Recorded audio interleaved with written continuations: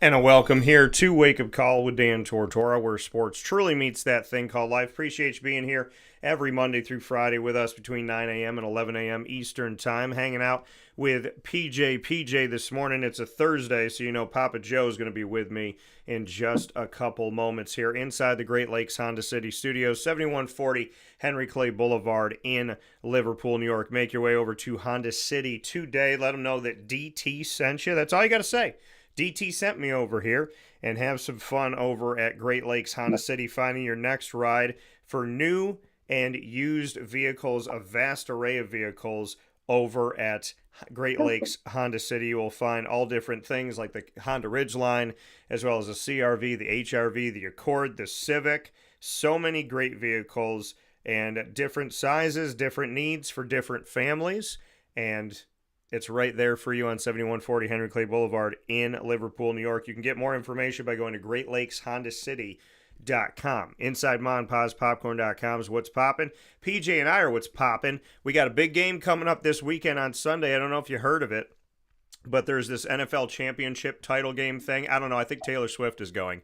But Philadelphia Eagles going up against the Kansas City Chiefs. Will Jason Kelce unretire for a day? Because they need some help, right? The center got hurt, then the backup center got hurt, and those guys are dogs playing injured. One guy's injured, the other guy goes in. Then that guy gets injured, the guy that's still injured, he goes back in.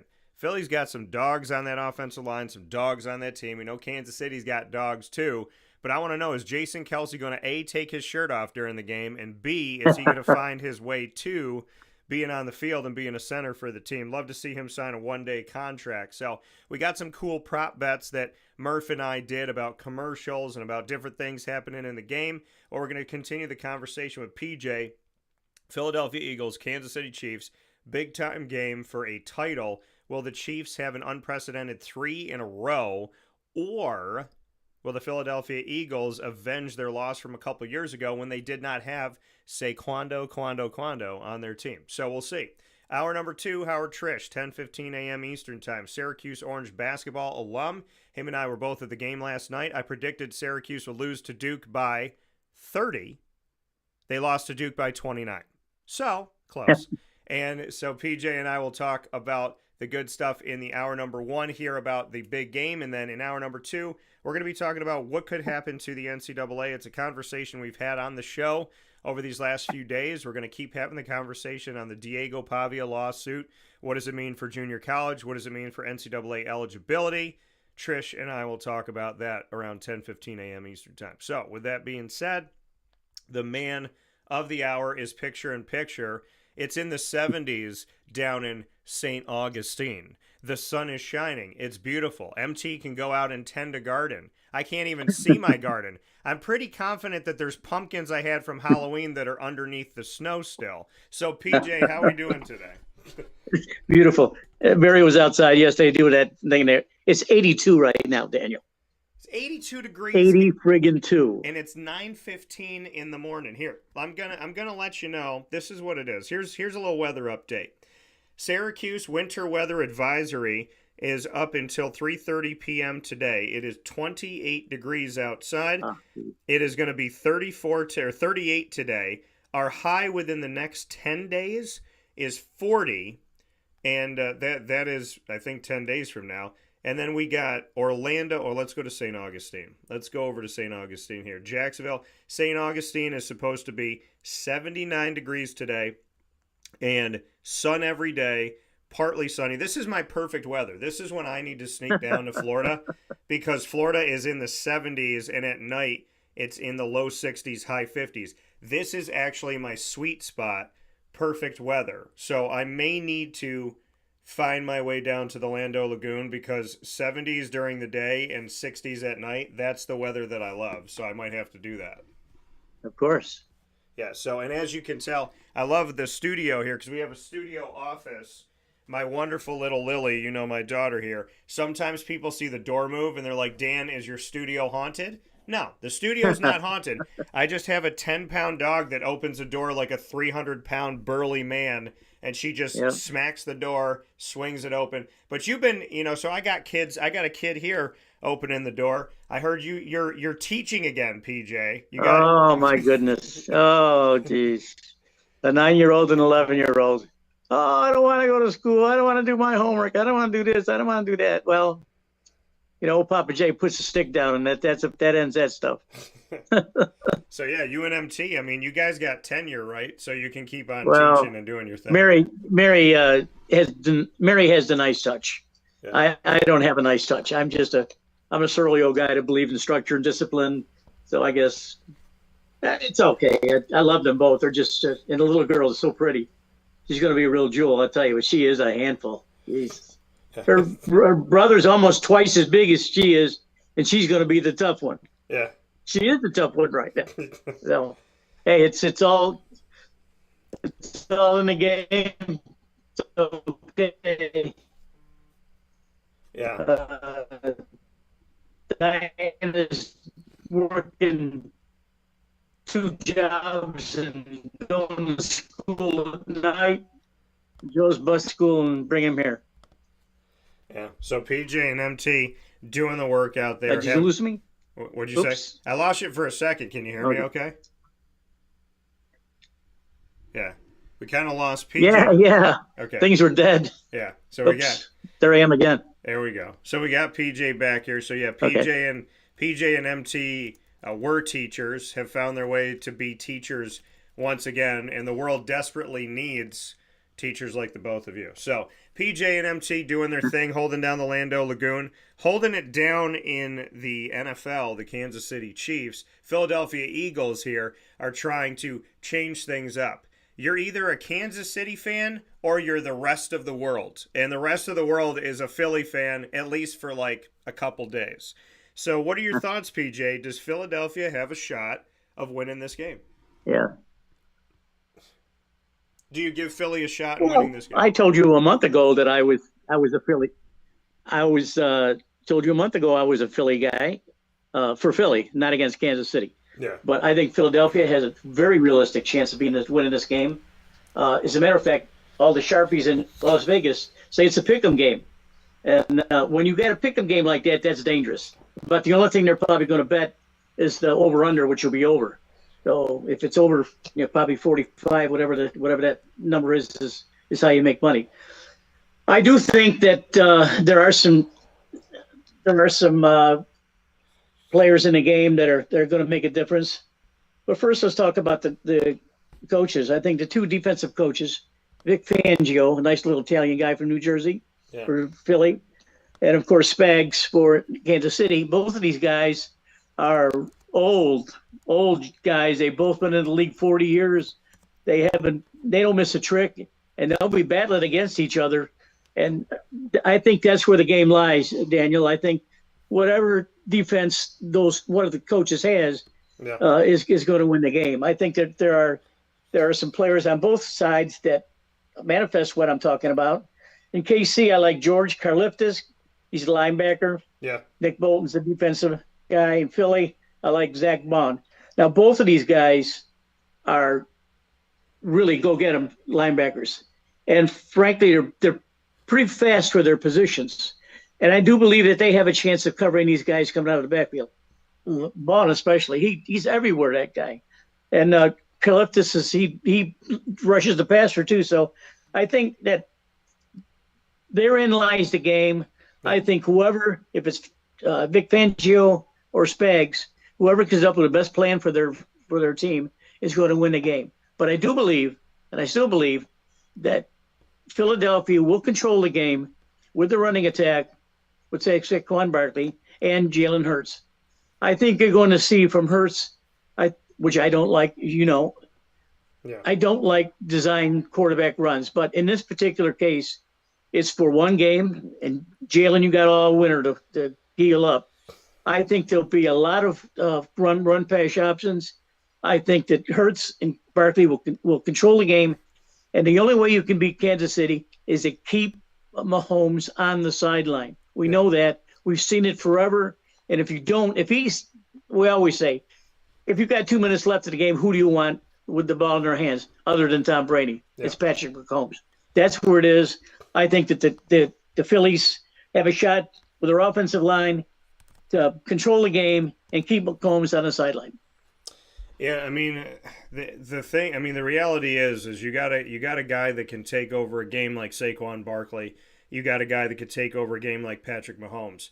Does Barkley, and the thing about this, and I'm just thinking about it because it doesn't make any sense. I don't know if it's a coach gets in their own head or what goes on, but there was that Rams-Patriots championship game, NFL championship game a few years back, and you have Todd Gurley, and they didn't run the ball. And they just wouldn't run the ball, and it didn't make any sense why they weren't running the ball. He's standing there. The game was awful. The offenses were awful. It was a low-scoring game, and you got one of the best runners, and at the time some people argue the best runner in the nation, and you're not handing him the ball, and nobody could figure it out. Well, when the Bills played against the Chiefs in the AFC Championship game this year, they stopped running the ball, and they were running the ball effectively. So you ask yourself the question, like, what is going on in this world where these players that can run the ball, these teams that have these really good running backs or running quarterbacks, are not using these guys? It didn't make any sense, and we sit here kind of scratching our heads saying, like, is the coach kind of psyching himself out? Is he in his own mind? Is somebody injured? So, you just kind of sit there and try to figure it out. And I couldn't figure it out with Buffalo last year, why they stopped running the ball with Josh Allen. And I couldn't figure it out this year, why they stopped running the ball against the Chiefs, because James Cook was running it very successfully and Josh Allen was out there being Josh Allen. So I would say to the Eagles, I mean, if we're watching this game and we're in the second quarter and Saquon Barkley barely has, he's got like 2 carries, he's not bringing the ball up there, that's where I kind of sit here and scratch my head. You know what you're supposed to do. You don't psych yourself out. You know what you can be. And for me, the Philadelphia Eagles, they're a running team. The Philadelphia Eagles have Saquon Barkley. In that close game with the Chiefs a couple years ago in the NFL Championship, they didn't have Saquon. They didn't have a guy that could take over a game like him. They didn't have a guy that could make one move and go 60 yards and score a touchdown. So I would expect and anticipate that Philadelphia is going to run their offense through Saquon. Now, keep in mind, they have Jalen Hurts. They have Dallas Goedert. They have A.J. Brown. They have Devontae Smith. They have a ton of talent on that team. It's hard. I mean, people talk about Kansas City, Kansas City, Kansas City, but on the other side of it, how do you prepare for a fake handoff to Saquon, and now A.J. Brown's trying to break open, and Devontae Smith's on the other side of the field trying to break open, and then Dallas Goedert's in the middle of the field breaking open? See, people talk about Kansas City, and they talk about Travis Kelce, and they talk about Xavier Worthy, and they talk about, these weapons that this team has and these different things that they could do, and Kareem Hunt's back, and they have Isaiah Pacheco. But they forget to remember that Philadelphia has a lot of dogs too. And you talked about defense and defensive scheming and planning. And if you can shut down the Travis Kelce piece of the field, then there's a chance you can win this game. Isaiah Pacheco, he didn't have great days. Kareem Hunt's had really good moments, but he had some quiet moments against the Bills. You can shut down, if you can shut down that Travis Kelce thing, which is really difficult to do, it's like Brady throwing to Rob Gronkowski. If you can manage that, manage the fact that people, for whatever reason, against the Chiefs in the biggest game that football has, forget that Travis Kelce's on the field and he just takes over a game. I think the key thing the key thing when you look at Vic Fangio and the Eagles is to take away Travis Kelce to the best of their ability, take away the nucleus. And I think for Spagnuolo on the other side, his taking away of the nucleus is to minimize Saquon. I think if you minimize Saquon for the Chiefs, you got a shot to win this game. And I think if you minimize Kelce for the Eagles, you got a shot to win this game. There's talent on both sides. There's fantastic players, but it comes down to who's going to have the better day, Kelce or Saquon. Because if Kelce's catching the ball and he's moving up the field and he's taking over the middle of the field and he's scoring touchdowns and looking down at guys that tried to guard him, you're not winning that game. And if Saquon is making moves and he's shimmying and shaking and he cuts and he starts running up the field and he's got daylight, you're probably not going to win that game. So to me, there's a lot of different weapons, PJ, but I think that the key for these defenses is who's going to have a worse day, Saquon or Travis Kelce? Well, you bring up some good points. And we talked about the defensive coordinators. Now we can talk about the offensive coordinators. And, of course, one of the best in the whole league is Andy Reid. And you got Kellen Moore on the other side, who probably will take the New Orleans job, although he may have second thoughts if they win the Super Bowl, or maybe he wants to go anyway. That's not a job I don't think that anyone wants right now. I don't know who they're gonna get, but Kellen Moore looks like he's going to be a shoo-in.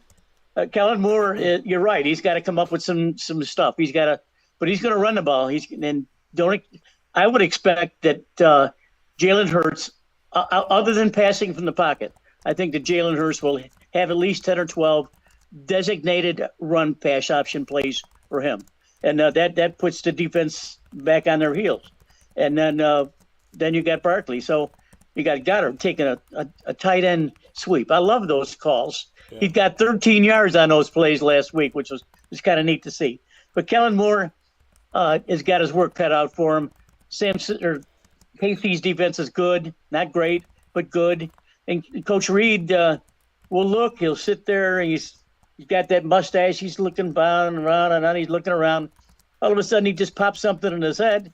And notice he never talks too much to anyone.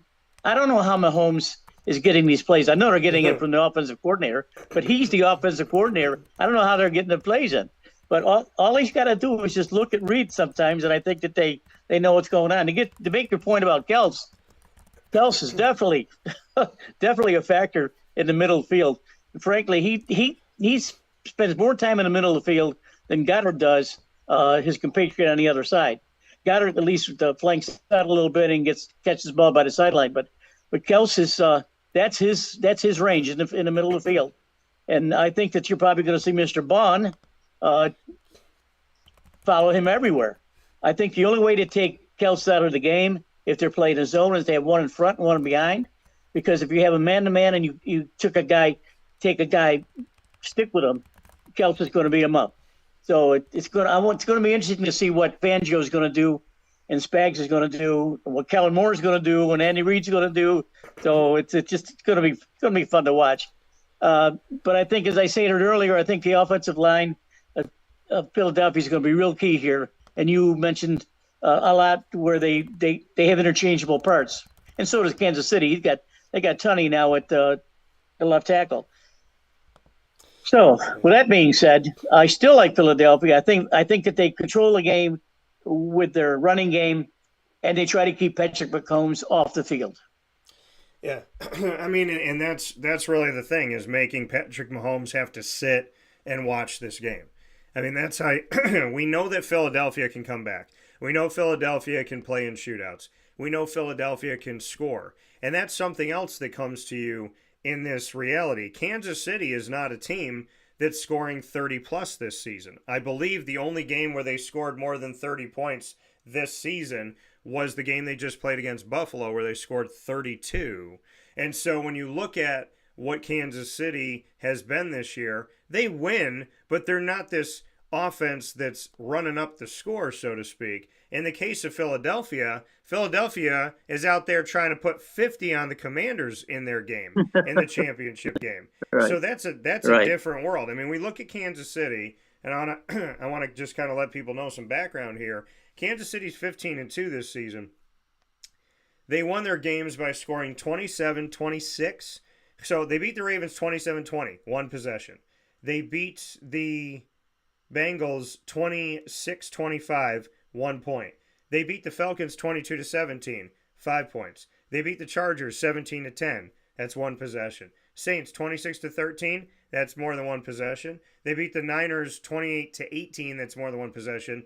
They beat the Raiders. The Raiders. That's right. Boomer. The boom. They beat the Raiders 27-20, one possession.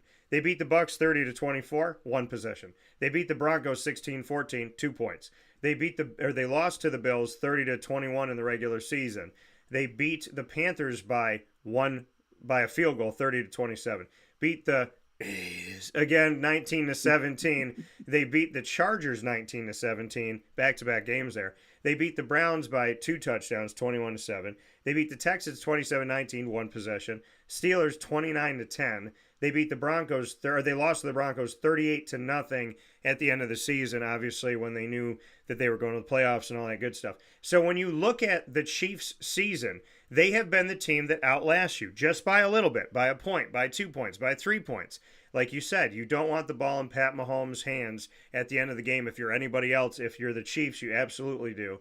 They beat the Texans 23-14. That's by 9. And then they beat the Bills 32-29. So when you look at these games this year, and some of them against not good teams, this Kansas City team is getting by most of the time by 7 points or less. It is a 1-possession game late in the game, and they're the team that's winning by a point, 2 points, 3 points, 7 points, 4 points, 5 points, somewhere around that region. What can you say to that fact, PJ, that we look at an entire season with the Kansas City Chiefs that almost all the time, outside of a couple games, they are a team that is on the precipice of losing, but they always find a way? Well, that's coaching right there. And I think that plus they have one of the best kickers in football in Harrison Buckner. So it's going to be fun to watch. I think that whatever we're saying is true, and a lot of people can debate it, but everyone has their opinion. I think it's offensive coordinators against defensive coordinators. And Andy Reid, I think Andy Reid is probably going to go to Kelsey early. I think that he wants to establish that. Yeah. The only thing that bothers me about Kansas City is they really don't have that good of a running attack. I mean, Kareem Hunt coming back. This will probably be his last season with KC. Pacheco came back off his injury. He runs so hard, but he wasn't a factor either. So if you have, my gosh, I mean, Kansas City, let's face it, if they get 100 yards in running and rushing attack, they probably win the game easy. Yeah. But you can't say that with Philadelphia. Philadelphia needs 100 yards from Barkley and maybe 50 from Jalen Hurts. Jalen Hurts, to me, has always been an enigma. I know he was a sensational quarterback for Alabama and went to Oklahoma and so on and so on. But he just hasn't established himself as a true in-the-pocket quarterback that throws the ball well. Yeah. He doesn't do that. I mean, he's a good quarterback. He's a hell of a player. I mean, don't get me wrong. He just is not that kind of guy. I mean, he's not going to put up 350 yards and 4 touchdowns. It's just not the way he is. And there's a player in college football that almost resembles him, and that's Jalen Moore, from Alabama. He's the same kind of quarterback. Yeah. And the same kind of questions were asked him yesterday at a press conference. Would you play a position other than quarterback? And he says, no, I'm a quarterback, period. He is not nearly along as Hurst was when he was in school. This kid Milroe can't throw the ball at all, I don't think. I mean, he's just not a quarterback. And I don't want to say that about Hurts because he's a sensational player, and I don't want to degrade him at all. But if they get into a passing contest with Mahomes, he's going to lose that game, period. I know he's got a tough outside receiver, and he's got Dallas Goedert, his go-to guy. Maybe if flare the ball out of the backfield with Barkley, maybe they mix it up a little bit. Maybe some flare outs to some Barkley, a screen pass to Barkley. I can see that going a lot, using that a lot and going places. Kansas City doesn't have that. They got the Pacheco Hutch thing, but screen passes to those guys don't excite me. Yeah. Screen passes to Barkley excites me, definitely. So I really think, I know we talked about this all year long. We always talk about so many different things. Yeah. But the real key to the game really is everything I've talked about this morning. The key to the game is Andy Reid. How Andy Reid sees the game going. Is he got to make adjustments in the halftime? If not, you can't even look at him and get an idea of what he's thinking about. He just is. He's so shrewd. Yeah. And if he's walking there with his little jacket on and he's going back and forth and not smiling and not saying anything, you can't figure him out. I really think it all has to do with Andy Reid. I mean, Sirianni's a bright young coach, brilliant young coach, two-time coach of the year. I mean, he's a mini Andy Reid. So I look for Andy Reid. I think besides the defensive coordinators and offensive coordinators and what else, I think that Andy Reid is the key to the game. Yeah, I mean, this we'll see what this ends up being, but keep in mind, Andy Reid is the winningest coach in Eagles history. He's also the winningest coach in Chiefs history, the Andy Reid Bowl. And when the Philadelphia Eagles decided to let go of Andy Reid, it made no sense. This guy had brought them to the championship game. This guy had brought the Eagles to numerous NFC championships. By the way, with quarterback Donovan McNabb, Syracuse alum. So Andy Reid had had so much success, and I remember when they let him go in Philadelphia, which Philly is kind of known for that, right? Andy Reid gets you to the championship game. They eventually let him go. And then you got Doug Peterson won the NFL championship, and shortly after they let him go. So it's kind of a Philly thing to get to the title game, win or lose, and let that coach go in recent history. But Andy Reid was left for dead. And I remember thinking to myself, like, is he done? Is it over? Like, why would they let him go? Why would Philly let this guy go? And then he goes over to little measly old Kansas City, 2-14 Kansas City, and turns them into a dynasty. They're not a dynasty if they win this year. They're already a dynasty. I think they have 3 championships in 5 years. Pat Mahomes is, keep in mind, folks, he has not been in the NFL that long. And that guy was winning from day one. So it doesn't matter who plays him. It doesn't matter who goes up against him. It doesn't matter if it's right-handed. It doesn't matter if it's left-handed. It doesn't matter if he's running 20 yards back the wrong way. It doesn't matter who's open now because somebody's going to be open then. Isaiah Pacheco, that dude did not. Isaiah Pacheco was quiet. You saw number 10 on your field, and you're like, do they have another quarterback? Because it's such a weird number for a running back. You see Isaiah Pacheco, and remember the running game, Clyde Edwards-Helaire out of LSU? It didn't work out. Right. And then they had Kareem Hunt, and they let him go because of off-the-field stuff. And then they had Isaiah Pacheco, and they had all these other guys in between, and they were trying to figure it out. Bring this guy back. Remember they had the Williams guys? They had this guy, this Williams. They had that Williams. And then all of a sudden, Pacheco plays pretty good a couple years ago. And the Chiefs always have a guy that shows up in the championship game. And the question is, who's it going to be this year? Who's the guy that's going to show up in this game? What wide receiver that's not a household name is going to show up? What linebacker that you don't know or DB that you don't know is going to get an interception? What's going to happen with Kansas City of that guy that shows up? Because Pacheco, and I'm telling you this right now, because I feel like Andy Reid is a mad scientist, and I'm going to tell you what. Yes. Andy good, very good. But, go ahead. I think when Reid took the Kansas City job, he knew that he needed a quarterback because Smith is the one that smashed his leg up by he had 50 operations on it or something like that. Yeah. And when he took that job, he knew already who they were going to draft to be a quarterback. He had so much tape on Patrick Mahomes, and he loved the way this kid throws the ball and moved around. Yeah. He loved it. And he said point blank, he says, I don't want anyone else. I don't want any other quarterback. I want Patrick Mahomes to run my offense, period.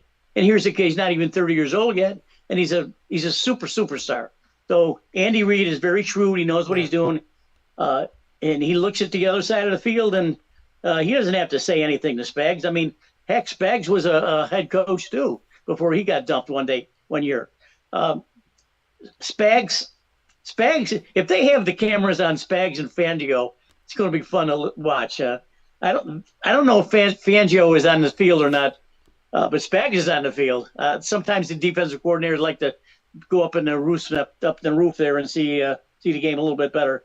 I know Kellen Moore's on the field, and we know Andy Reid's on the field.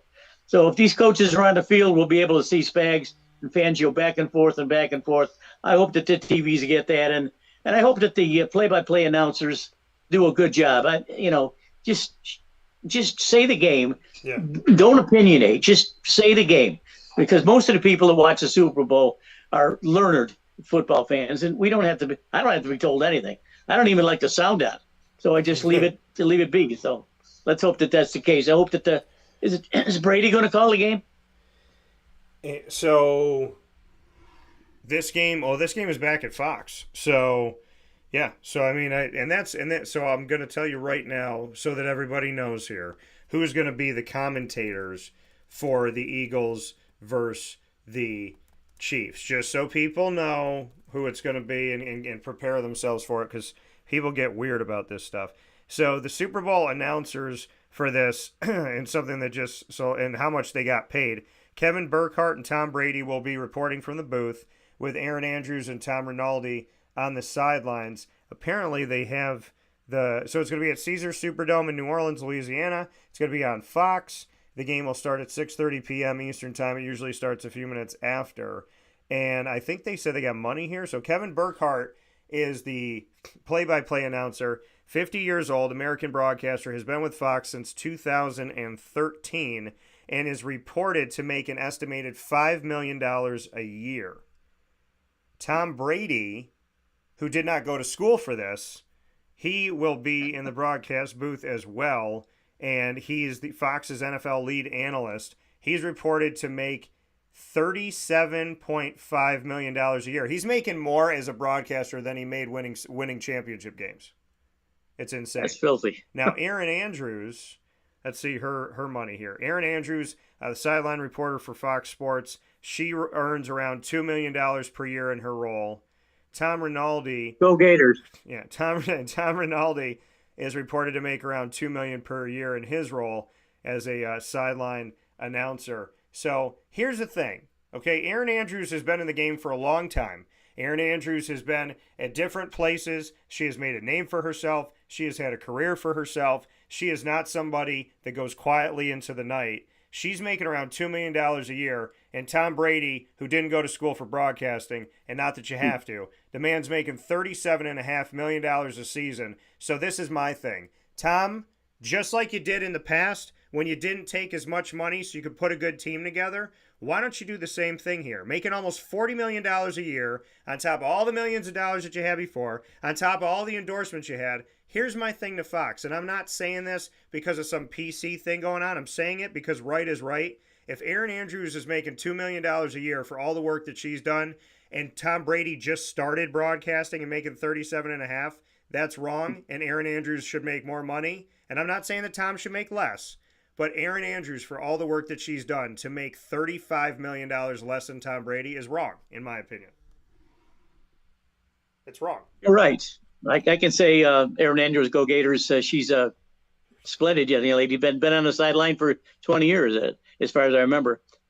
You know, there's a little bit of controversy with this. I read a blurb yesterday, I think, from Athlon Sports, that Greg Olson, who frankly himself has turned into a hell of an analyst. Yeah. He's a little pissed off about this. I mean, I know that his firm, his TV station or network wanted the Super Bowl, and I think he's really pissed at watching Brady get all this money. And frankly, he's just as good right now. I mean, Greg Olson has been dynamite since he left the field. Yeah. I mean, he was a tight end for Carolina for years. Did a hell of a job. I mean, he's got a shot to be in the Hall of Fame, and he's an excellent analyst. And I think there's a little bad blood there. Well, and that's the thing, is that Greg Olson, when he came in, and that was a question, is if Tom Brady's going to take over as the lead analyst, what's going to happen to Greg Olson, who's put the work in? What happens to Erin Andrews that's put the work in? I mean, why should Erin Andrews not be in the booth? She knows football. She knows what she's talking about. Greg Olson, like you said, and I'm happy you brought it up, did a tremendous job. And so what did he get for doing a tremendous job? He got ousted. Why? Because Tom Brady's name. Because Tom Brady's won championships.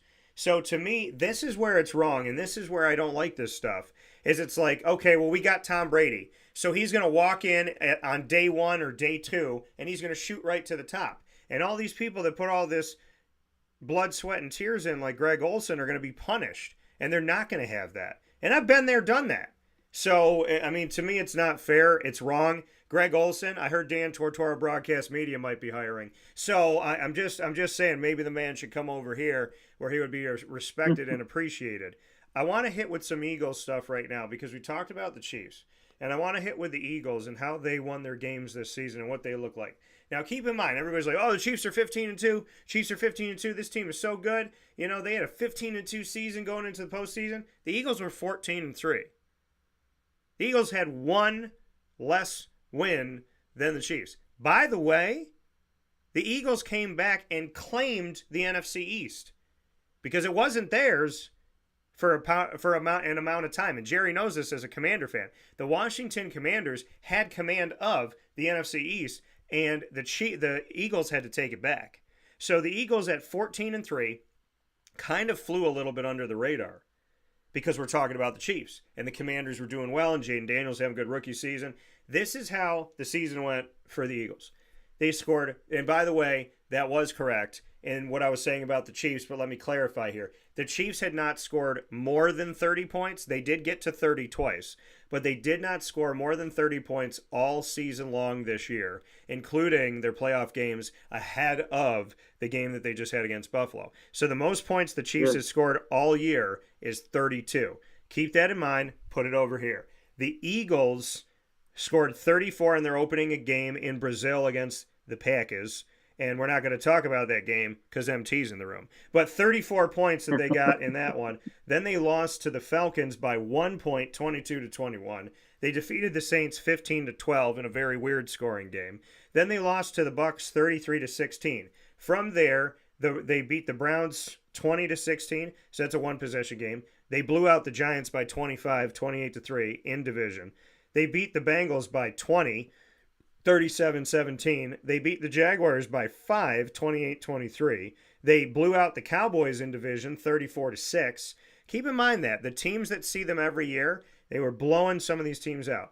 They beat the Commanders 26-18 at home in Philly, and then they beat the Rams by 17, 37-20. They beat the Ravens 24-19. They beat the Panthers barely, just like that's weird. Kansas City and the Eagles, two teams in the championship game, Philly and Kansas City, only defeated one of the worst teams in football by minimal points, both of them against Carolina. The Steelers, they beat the Steelers, Philly did, in the battle for Pennsylvania 27-13. They lost to the Commanders the second time around on the road, 36-33. So you look at their losses here and you say they got blown out by the Bucs, but they lost by 1 point to the Falcons, 3 points to the Commanders. They played the Cowboys a second time, beat them 41-7 after beating the Cowboys 34-6. So they outscored the Cowboys this year in division 75-13. And then they beat the Giants 20-13. And then they got into the postseason. They scored 22 against the Packers, beat them 22-10.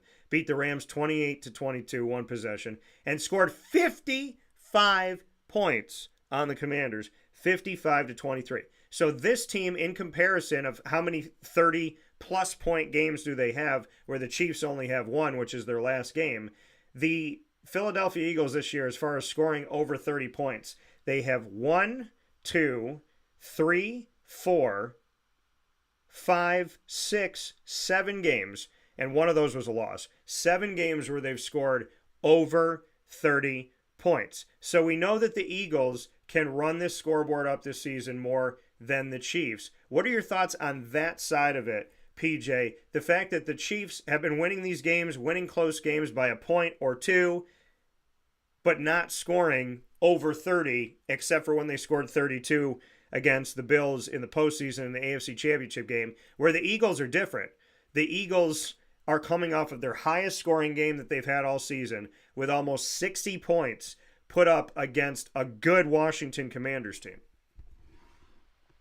True. I don't know what I could say about that. I think maybe they were just clicking on all cylinders in the last game.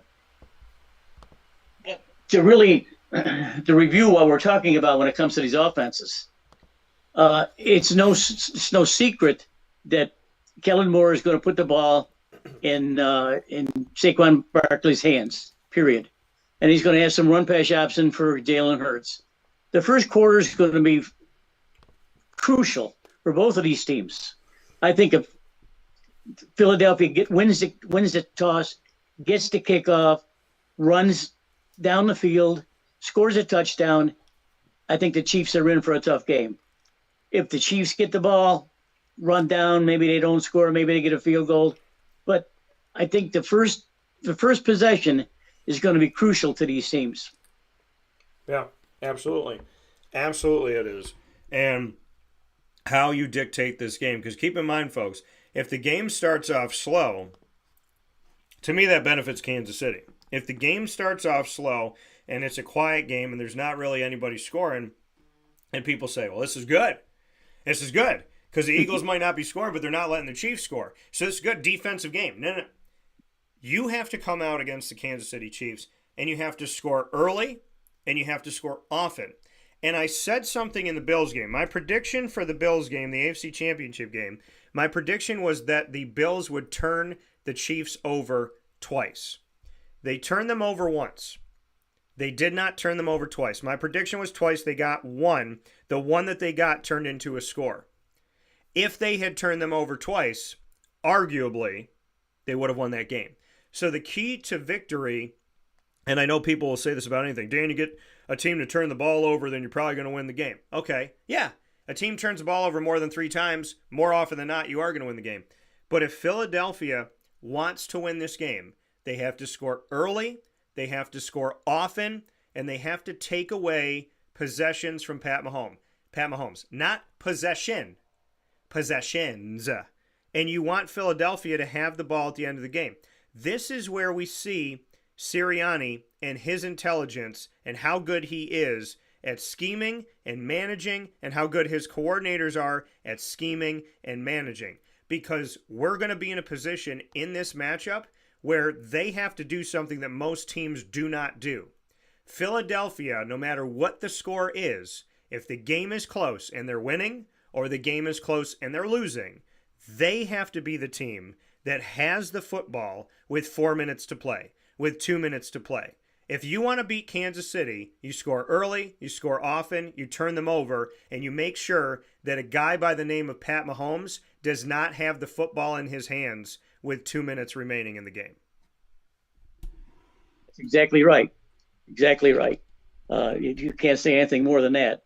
I do believe that Hurts as himself as a runner or as a quarterback scooting out of the pocket, Barkley and Gutter, they just don't make mistakes. I mean, they don't fumble, they don't run a bad route. They just know what they're doing. And they're 3 extraordinary athletes. I mean, don't get me wrong about Jalen Hurts. He's a hell of an athlete. I just don't know if it comes down to a quarterback battle that he's going to win that battle. And you're right. They have to produce quickly and often in the first half to make this a ball game. But I still say it's a pick'em game, and I still say that Philadelphia wins the game by running the ball off us and keeping Mahomes off the field. I can't reiterate more than that. That coming from PJ and myself here on Wake Up Call with Dan Tortora inside of the Great Lakes Honda City Studios. PJ and I are going to take a step aside, and we're going to have some fun when we spin back around here. I did some prop bets with Brendan Murphy, and we had some fun with those prop bets. PJ and I are going to do some prop bets of our own. I'm going to come up with some things in the moment that I'm going to write down, and we're going to see if I'm right, if PJ's right, when we go into the big game. So prop bets coming up after this. And one of the prop bets is, at some point in the game, will MT break into a Taylor Swift song? That's a thought. So we'll take a step aside for a fast break. We'll be back right after this on Wake Up Call with Dan Tortora, where sports meets life. Here's a message from Renee from Bryan's Landing, located on 6523 East Seneca Turnpike in Jamesville, New York. Open Tuesdays and Wednesdays for dinner, Thursday through Saturday for lunch and dinner, and Sundays for brunch. It's a lot like the way that my mom and dad ran their restaurant. We have put in place a lot of people that are family to us, very similar to how my dad hired people that were family to him. And then the tradition I'm carrying on is a lot of the items that are on our menu are my dad's. And he taught our chefs how to recreate his dishes. So I think that Tommy McNerney, who our executive chef is, to him it is an art. And I think that when he does create a dish, it's not just about making the food taste delicious, which is definitely our priority, but it's an art to him, and it's almost like his canvas on a plate where he just wants the colors to look great, and people love it because he takes pride in that. And Bryan and I appreciate that. We want it to obviously look good and taste good. I will tell you, when we opened up, it was 6 weeks before COVID. And what was amazing was the community, our friends and family stepped up, and everybody did takeout. Everybody supported us. Our hearts were just so filled. So to Brian and I, obviously our friends come all the time, and we just have repeat customers in Jamesville, and I think people going to our previous restaurant in Green Lakes are making the trip to come to Brian's Landing to support us. And I mean, I think we have great food and a great atmosphere. So it's very, very important to us. Head to Brian's Landing, located on 6523 East Seneca Turnpike in Jamesville, New York, where memories have become recipes that are now meals to share with you. Tuesdays and Wednesdays for dinner, Thursday through Saturday for lunch and dinner, and on Sundays for brunch. And be sure to come out for live music Friday, Saturday, and Sunday.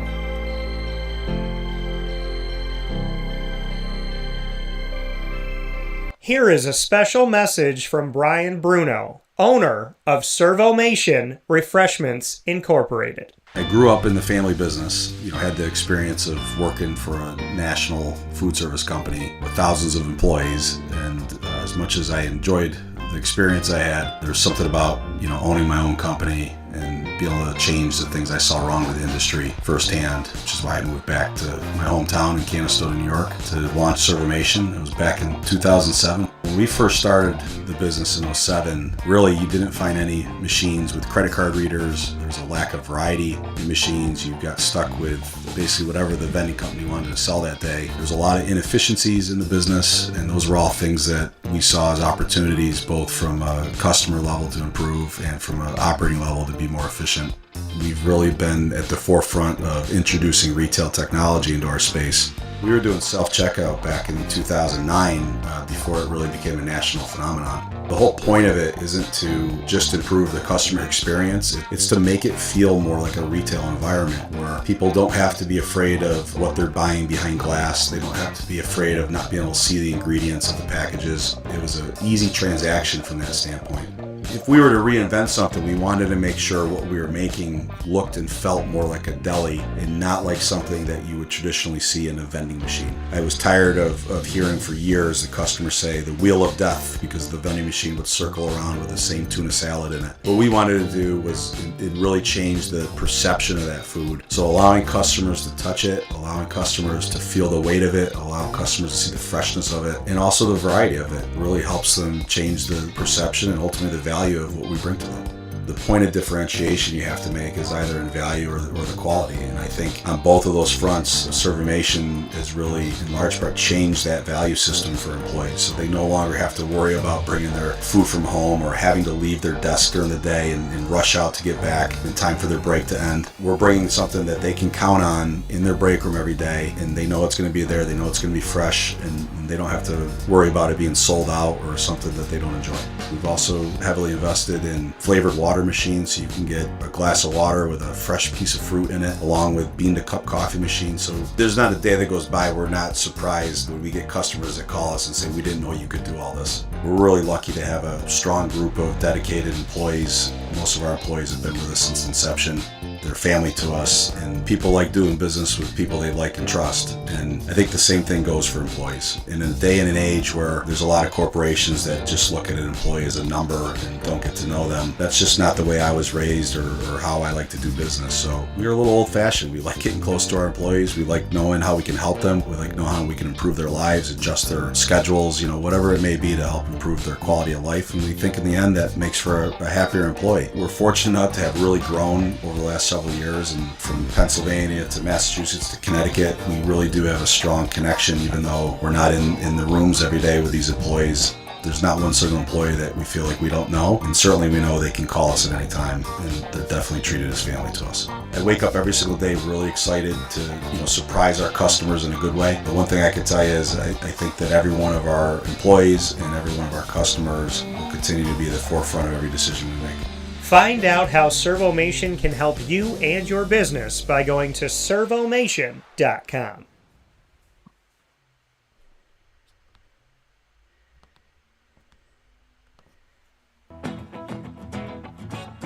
Hi, this is Amy from Mother's Cupboard, home of the whole frittata. We are open daily 6 a.m. to 1:30 p.m. For takeout orders, call 315-432-0942 and tune in to Wake Up Call with Dan Tortora for our monthly food challenge and try our Wake Up Call signature menu item available 7 days a week.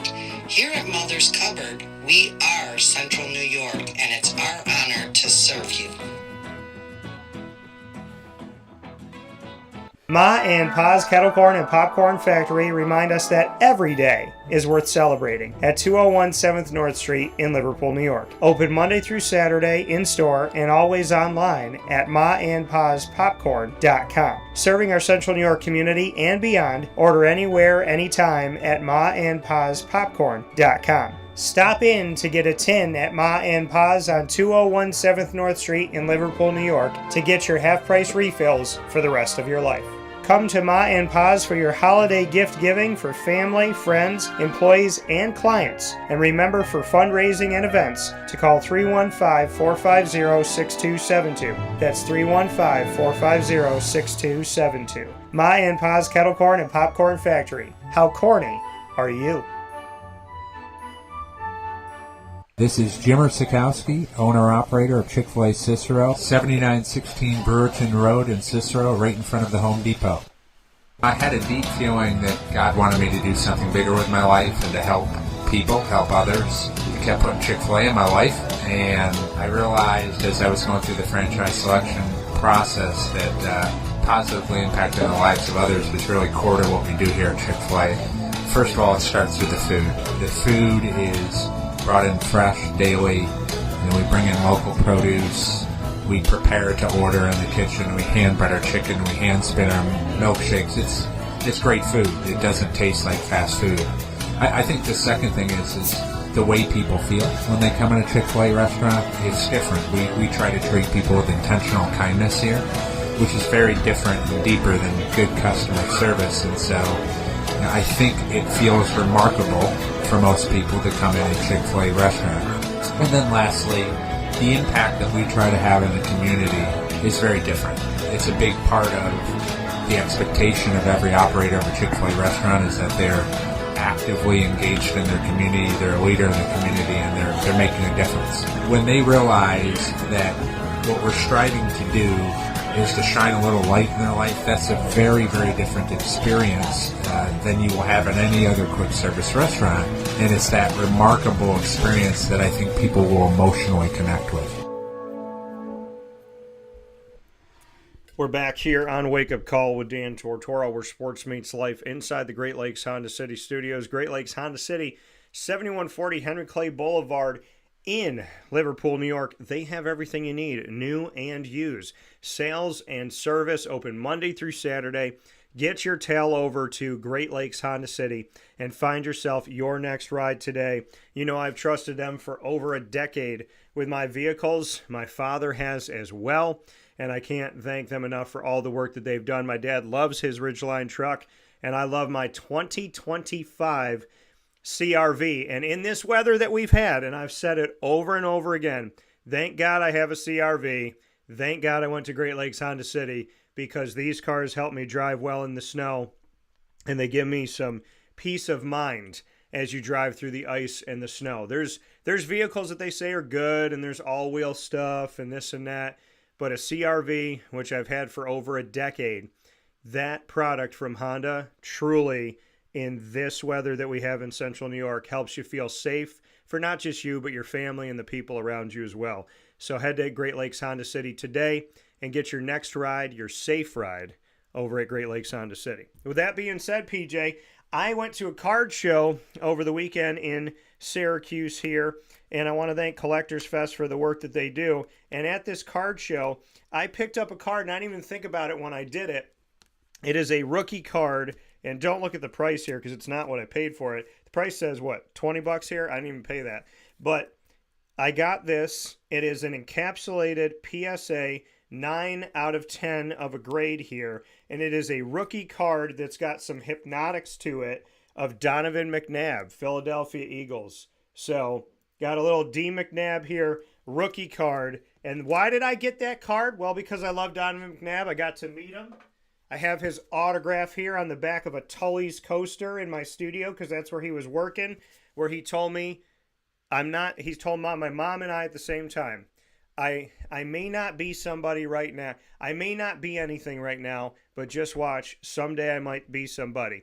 So why am I showing you that I got this rookie card? And why am I showing you that I got this autographed? Why am I telling you that? Why now? Because I'm picking the Eagles, baby. That's right. Saquon Barkley. That's right. Jalen That's right. Hurts, Kellen Moore, maybe for the last time in Philly. And I got to go. I know that there's this is what I know about this season's championship game. Good defense. How can you have a better defense than having Italians on your side? That's right. How can you have a better army than having Italians on your side? I'll tell you this right now. No matter what your nationality is, no matter what your background is, I don't know anybody on this planet that would prefer to not have Italian food and not have Italian protection. So what I'm going to say to you right now is no matter who wins this championship game, a defensive coordinator whose last name ends in a vowel will win. It'll either be Vic Fangio or Steve Spagnuolo. So what I know about this is as I watch this game with my family and in spirit with my family like you and MT and Joey, I know that no matter what happens in this NFL championship, an Italian defensive coordinator will get a ring. And when you know an Italian, I hope Spag says it or I hope Fangio says it, whoever wins. An Italian defensive coordinator, no matter what, will get a ring in this championship game. And when they do, baby, you remember, you got to kiss that ring. If you also remember that I ordered a shirt once, and Mary says, "What are you doing?" I says, "Well, there's a shirt I want to order." And she says, "All right, go ahead and put it through." I put the order through. I got it home, took it out and put it on. And she says, "You can't be wearing that." I said, "Why not? It's Italian Lives Matter." Yeah. I mean, come on. Now, if they can do it, we can do it. And my son absolutely went crazy. "Dad, you can't wear that in public." I says, "Of course I can. Why not? Italian Lives Matter." And in this particular game, Daniel, you are right. Italian Lives Matter. And also, forget it, that the head of security for Philadelphia is Big Dom. Dom, I can't even pronounce his last name. Yeah. And Sirianni, of course, is Italian. But anyway, good for Italians. Yeah. Well, and I have a shirt as well. It says Italian Lives Matter, and underneath it says because who's going to make the sauce. So you got to remember that, folks. I also have an Italian shirt. I like that. I also have an Italian shirt that in Italian flag color says WTF, and in parentheses it says where's the food. So with that being said, we know that no matter what in this championship game, an Italian defensive coordinator will win the championship, and you better kiss that ring. So, PJ, we're going to do some really quick prop bets in this thing here right now, and for the Eagles and the Chiefs. So I'm going to throw some questions at you. I'm going to write them down. We're going to see if we're right or wrong after the championship game when we talk next week, God willing. So, first one I got for you. Who will have more touchdowns, Kelsey or Barkley? Barkley. All right, so Barkley. So I'm going to write that down for PJ. So who will have more touchdowns once again, Kelsey or Barkley? PJ is going with Barkley. I am also going to go with Saquon. Will Isaiah Pacheco, let me see how I'm going to word this. What will happen first? Isaiah Pacheco scores a touchdown or we see Taylor Swift? Oh, we'll see Taylor Swift, but that's a no-brainer. So Isaiah Pacheco, unless he scores it in the intro here. So Isaiah Pacheco first or Taylor first. We're both gonna say we'll see Taylor first because sometimes I guess this year they have spent some time not showing her right away. Next one I got for you. Let me think here. Will Bill Belichick be featured in a commercial? No. I think that he wants to stay away from the NFL game for a while, and he doesn't need to. His push doesn't need to pop up. I think no on that. Will, with Deion Sanders and Nick Saban being on Aflac commercials, will we see Bill Belichick on an Aflac commercial? No. Okay. So PJ's saying we're not going to see Bellies in a commercial, and I'm going to say yes, we will, and I think it's going to be that. I'm going to predict. No. Is he going to be in an Aflac commercial? I don't know. Part of me feels like he's going to show up in an Aflac commercial because he's a college coach now, and he's going to look at the screen and say, "You didn't think you'd see me in another Super Bowl or something like that." I'm going to say yes. I'm going to say Bill Belly's in an Aflac commercial. I'm going to say yes, and then PJ is going to say no. So this is PJ here, and then we got, what is my other one I want to bring to you? Who will have the first touchdown rushing? Jalen Hurts or Pat Mahomes? Between the two of them, who will get into the end zone on their feet first? Jalen Hurts. Jalen Hurts. All right, PJ going to say, so Hurts or Mahomes rushing touchdown first, and I agree with you on that. Hurts or Mahomes rushing TD first in the end zone. PJ and I are both going to say that it'll be Jalen Hurts. I want to make sure I don't do any ones that we did with Brendan, so I'm thinking in my head some of the ones we've already done here. Kendrick Lamar is the halftime show. Will Taylor Swift perform with him? What the hell do I know, Daniel? I have no idea what the hell I'm going to do. I don't even know who this guy is. Mary asked me this morning. She says, "Are you going to watch the halftime show?" I says, "Who's on it?" And she had to look it up, and she said two names. I don't know what either one of these people are. No, I'm not. No, on any occasion. Okay. Am I going to watch the halftime show, Daniel? No. I know PJ's not. So we're going to say no. Both of us are going to say that Taylor Swift will not be in. See, I got to say it this time. Instead of PJ going, no, I got to say it in honor of PJ. So I love it. So, all right, so no Taylor Swift in the halftime show. I'm going to throw a couple more at us. Who will have a funnier commercial? State Farm, Doritos, or somebody else, a wild card. So who will have the funnier commercial? State Farm, Doritos, or somebody else? I think that State Farm does a wonderful job with their marketing. I think this is a major coup that they've done in the last 5 years, and I think it will continue. No doubt about it.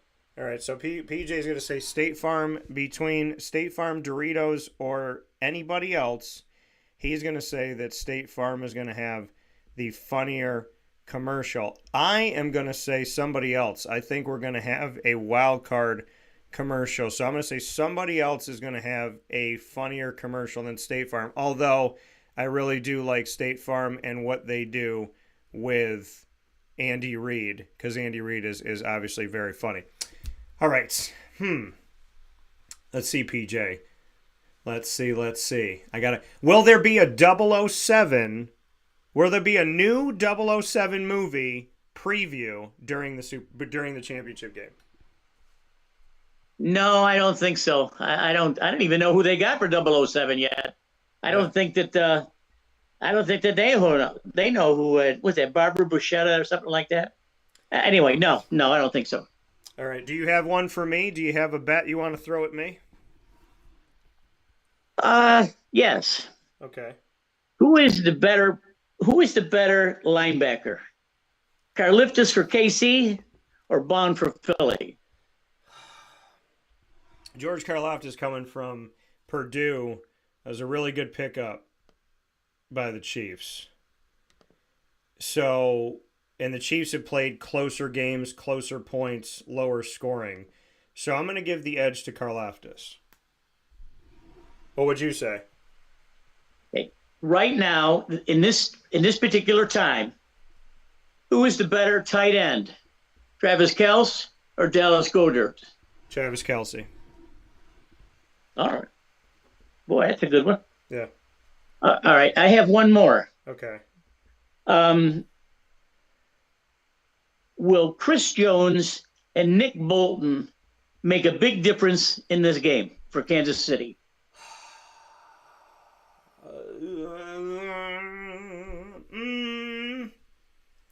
Yes, I think that they might have a sack that causes a fumble. So I'm going to say yes.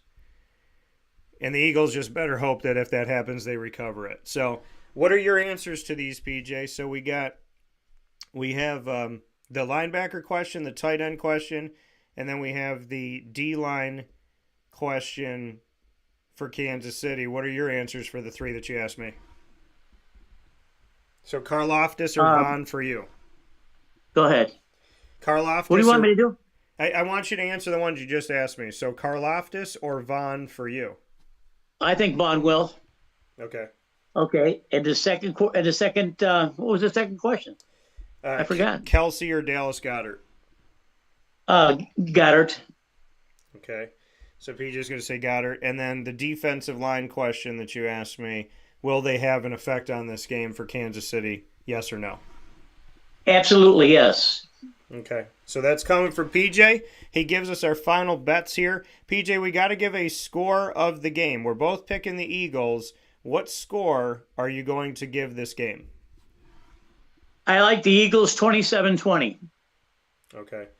So PJ's going to say Eagles 27-20 is his prediction. So Eagles 27-20 is PJ's. My prediction, I'm going to say, let me think about numbers here. Let me think. So if I give both teams a couple touchdowns, that's 14.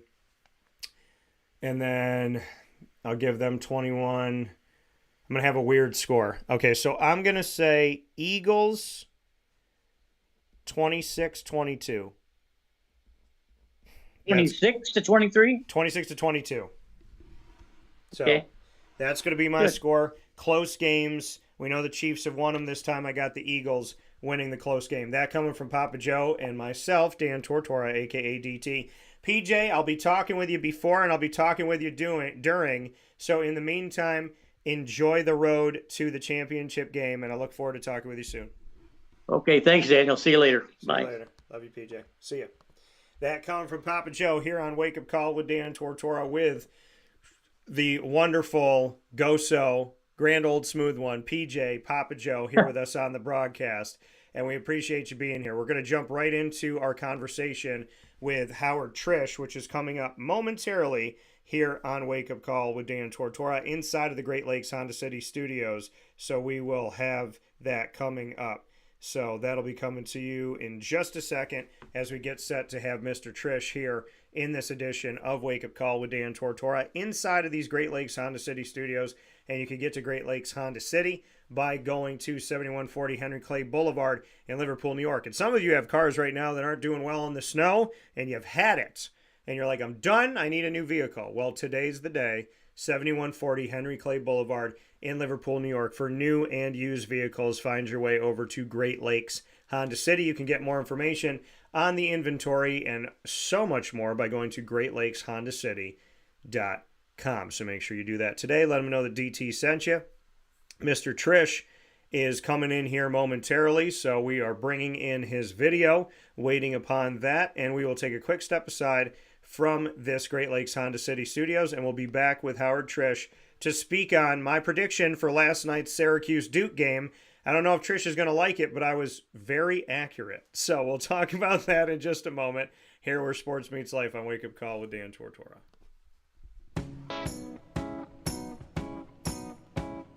In these unique times, there are those in our community that give us a sense of normalcy and positivity. Pizza Man on 50 Oswego Street in Baldwinsville has been here for you for over 35 years and is here now. Call 315-638-1234 or order online at pizzamanbville.com to bring those familiar tastes into your home. And remember to come see our monthly on-site broadcasts centered around the community and our Baldwinsville beats. Pizza Man in Baldwinsville. Any way you slice it, they are always here for you.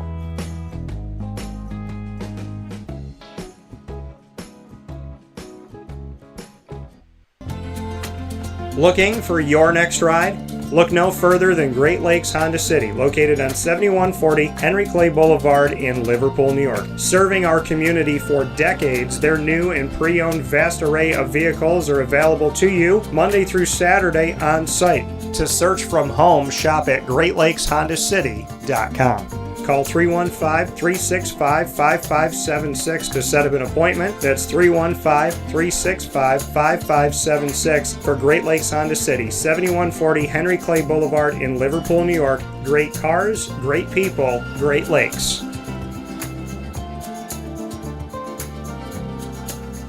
All right, you need to come out here and get yourself the Brooklyn Pickle. I was talking about this with one of my buddies. I was like, yo, there's no better sandwich in the state of New York than the Brooklyn Pickle. And now that I found out that they're going down to North Carolina, we are taking over your taste buds everywhere you are, wherever you're going to be. You need to get yourself out to the Brooklyn Pickle. Pinehurst, you just realized that you found yourself the best sandwich shop that you're ever going to have. This is a glorious moment. It's a blessing to your community.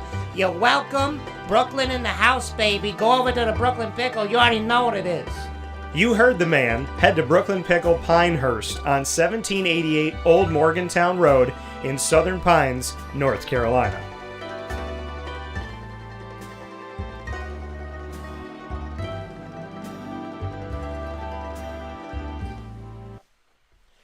And a welcome back here to Wake Up Call with Dan Tortora inside of the Great Lakes Honda City Studios. We are here with you Monday through Friday from 9 a.m. to 11 a.m. Eastern Time, and I am more than proud to welcome our next guest to the broadcast inside these Great Lakes Honda City Studios, and that is, in my opinion, the incomparable Mr. Howard Triche. Now, I walked by him at the game yesterday, and he was looking down at his phone, or he was asleep. I'm not sure. So he was in deep thought again, because I walked by because I saw Dante Green, and I saw Jeannie when I was going one way to get my food, and when I came back, I was looking, and I saw him, and Howard, you were, I don't know if there was something in your jacket, or you were making a phone call or doing something, but at halftime, you were definitely focused. Can you tell me what you were doing at halftime? I was looking at the stats. That's what I do on my phone, is look at the stats. I wasn't asleep. That game, it had me up and going, at least the first half I was excited. The second half I was frustrated, so it had me going from yeah, and I can tell you this, Howard. Syracuse Orange Basketball alum, Mr. Howard Triche, and a fantastic piece of our history with Syracuse. Wish you had more eligibility, Howard. So, looking back at this game, I predicted that Syracuse going into the game would lose by 30.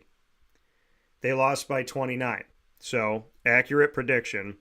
Not the kind of game you want to see for Syracuse versus Duke. I did say going into the game that I anticipated that this would by far be the largest crowd that Syracuse has had all season. They did have the largest crowd for themselves, and they had the largest crowd for the country, 23,313 in the announced attendance for tickets sold. A lot of those fans were Duke. So your thoughts on this going into it, and I don't know if I've, outside of maybe another game or two, if I've ever predicted a Syracuse loss by a margin of 30 points. But they were right there. They lost by 29. So your take going into it, did you think there was any hope that Syracuse was going to get this one? And just what you saw from the game. I know you said you were excited about the first half, second half frustrated. So bring me into the game, and if you anticipated that this was going to be a tough day for the Orange. Dan, thanks for having me on, and appreciate receiving my comments. I don't know how good they'll be, but we'll see here.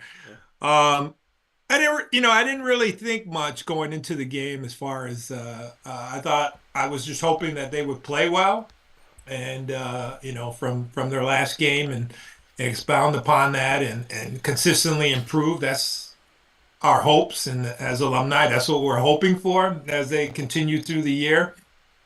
Yeah. And play consistent, but consistently for the whole game, not parts and pieces. I think any team can kind of do that, put bits and pieces together in some part of the game, and then go the other way. So, like in the first half, they were moving the ball really well. They were able to get some shots. It was I think it was a 10-1 turnover ratio where Duke had very few and Syracuse didn't have a ton, but I think it was like a 10-1 ratio of turnovers, and that doesn't help. Plus, they didn't shoot any free throws for the like 3/4 of the game, or had one free throw 3/4 of the game, and I don't think that just shows that hey, you're not getting the ball inside, you're not penetrating, you're not, consistently. Yeah. Nobody can just go without fouling if you're forcing the action. So that there's numerous variables on this game. Obviously, you can't just point to one when the margin's 30 points. I don't know if that's a great prediction or not on your behalf, but because if you said that, hey, Syracuse is going to lose by 30 to North Carolina State or somebody else, I was like, oh, and they did. That would be a great prediction. But they show that they're a good team. I think Syracuse played well the first half for the most part, but then they were still down 12 points. So, it's kind of tough. I think they saw a couple other things. They were able to get different people in the game. I thought that was a good matchup with Davis and Cooper. He just needed to push Cooper around a little bit more. That's the only thing really I don't see, from Syracuse and a lot of other schools, is that the physicalness isn't there as they used to. Now, I did see it last night, and it was very noticeable with Lemkin and the other big guy. I won't even try to pronounce his name, Olakom, But, they were battling a little bit, and the ref didn't call. That's what I'm used to seeing. That's the kind of inside play that you need, where people are banging each other for position. Yeah. That was good to see. And, it happened once or twice, but it did, continue the game. And that's where, Syracuse has got to look at, and other teams as well. I'm just saying from big man overall that you don't see the competitiveness for position that I used to see, years back and so forth around big men.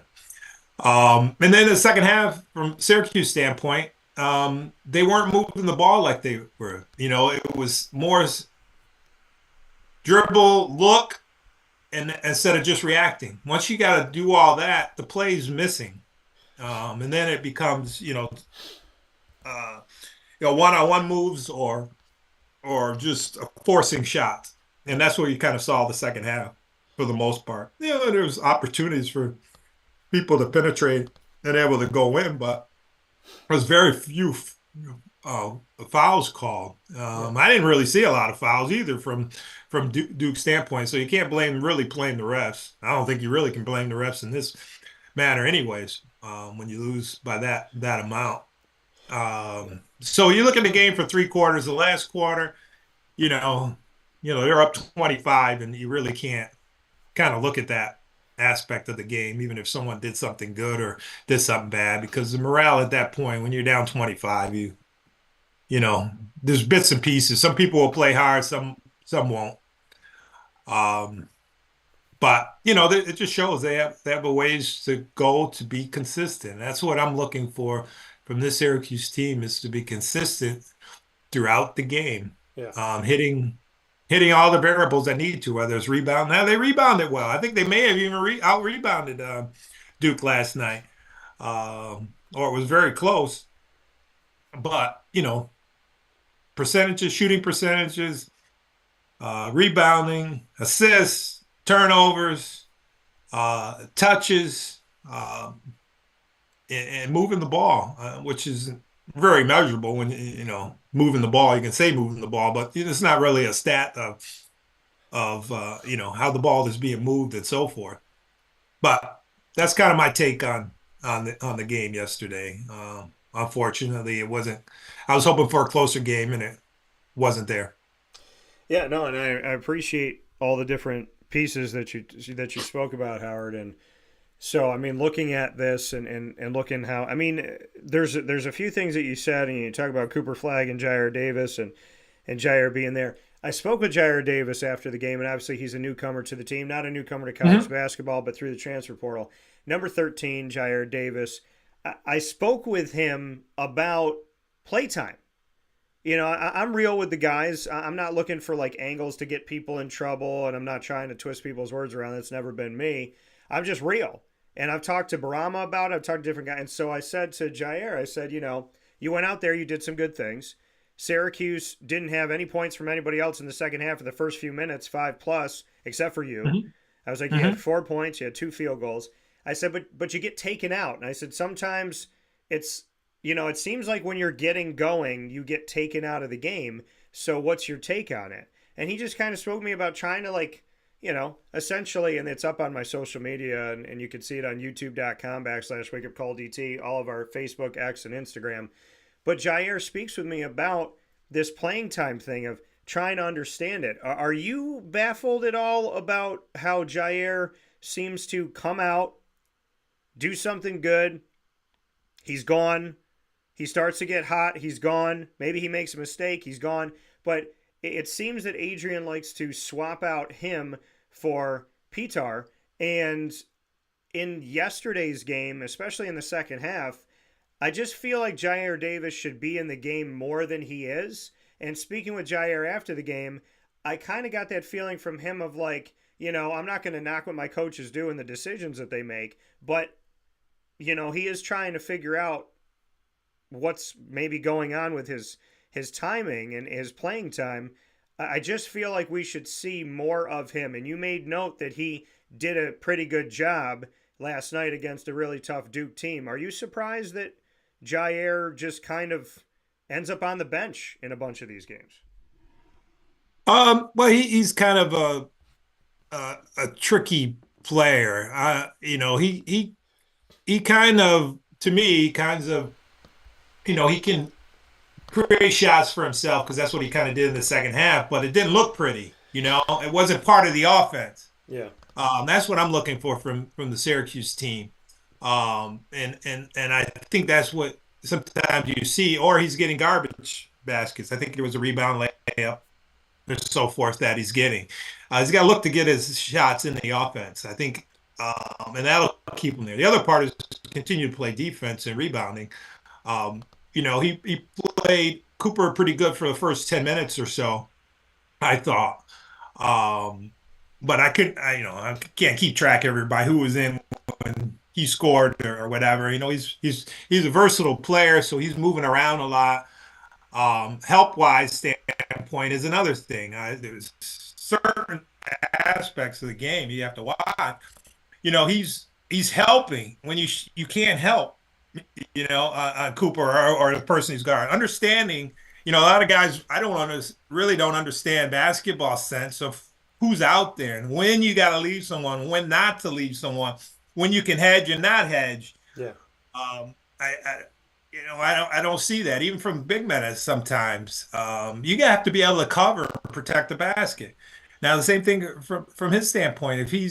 If he understands and he knows the player and he's trying to shut him down, and there's only a certain amount of helping that you can do, or you're going to get burnt for it. They were screen to screener so much. That's what they do. And you have to understand that the guy that's screening going to be the one that's getting the shot. And you guys have to be able to work around and get over those screens or hedge out. And that's what Duke does. And that's why, they're getting so many outside shots. And plus, guys, you got to force the penetration a little bit more. At least you can get some help. But if you're not stepping out on the ball and stopping the ball, you're going to get beat on the shot. And there's no help after that, after the person pulls up. But there's help if he penetrates. You have a chance to get help. There from that standpoint, I think really understanding from a defensive end. And I think coach sometimes take people out from a defensive standpoint. Yeah. And offense. He's getting. I don't see that he gets a lot within the offense. He's either creating or getting rebounds and laying it back in. So that's kind of my take from his standpoint. And he's trying to figure out. Adrian's trying to figure out. The rest of the teams is trying to figure out what the two swapping. Both of them are I don't know if they're even part. Sometimes it doesn't even seem like they're part of the offense. Peter and Jair, the Davis standpoint. Yeah. You know how they're getting their shots and so forth. Yeah, That's just my take. Yeah, Jair ends the game he was a leading scorer with J.J. Starling for Syracuse, 12 points, both starters, and 6 for 8 from the field, 3 rebounds. He had an assist in the game, only 1 turnover for Jair. I want to go into another piece of this, and then we're going to get into the NCAA eligibility thing, which is what we were set to talk about, but I couldn't help myself having a Syracuse Orange alum on the show to talk a little bit Syracuse Duke here. Naheem McLeod, and my buddy Isaac Elford and I were joking about this last night, is like, was Adrian I was like, in some move, was Adrian just saving Naheem McLeod to play in this game and just didn't let him get into much? He played 25 minutes over 7 games. So in the 22 games that Syracuse played coming into the Duke game this season, he had only been in 7 of them. In those 7 games, he totaled altogether 25 minutes. In the game against Duke, he had 22 minutes. So he played almost as much time against Duke that he played this entire season prior to the game against Duke. He had 10 points, 4 for 4 from the field, 2 for 2 at the charity stripe, and he had a couple rebounds. I spoke with Naheem McLeod after the game, who looked more agile than ever, looked more energetic than ever, and had the wherewithal, and looks like that guy where it's like, okay, this dude's 7'4". At one point he went to the basket, and the guy that's trying to guard him in the first half, when he goes to the basket, I'm like, well, no matter what this guy does, he's a head taller than the guy. So he's going to the basket, and the guy's trying to defend him, and he's seeing the basket clear because the guy's down here. And then we saw a putback that he had. So I spoke with him after the game because I'm really happy for Naheem McLeod. He came into Syracuse last season via Florida State. So coming through the transfer portal in recent history here, and then he got hurt, and he told me, he was like, beginning of the season, I was coming back from injury. I was a little bit in my head, and he had to get out of that. He has the best game he's ever had in a Syracuse uniform, and I know Syracuse loses to Duke by 29, so people might overshadow this, but I asked Adrian Autry about it after the game. I asked Naheem McLeod about it after the game, and I love the fact that we finally got to see him. I also asked Jair Davis if this is a fluke, if we're just going to see him now and then he's going to be back on the bench again, and he said he doesn't think so. But the best thing that Naheem McLeod said to me, Howard, he said, you said I played 22 minutes? He said that to me when I was talking to him. I was like, yeah. He goes, you said I played 22 minutes. I said, yep. And he goes, and I had 2 rebounds? And I said, yep. He goes, for my height, that ain't good enough. So I'd love to get your thoughts on Naheem McLeod. It's very funny you brought him up. I've been talking to him about a month ago. And I said, we need to have you out there. You have to figure out a way to get out there. You're 7'2", and you have to start putting your hands up. When you put your hands up, you're 9 feet tall. Yeah. And, we talked about his foot, and I think he still has some issues with his feet. But I just know he has to be out there in some capacity. He's just too tall, and that's his superpower for the most part, first of all.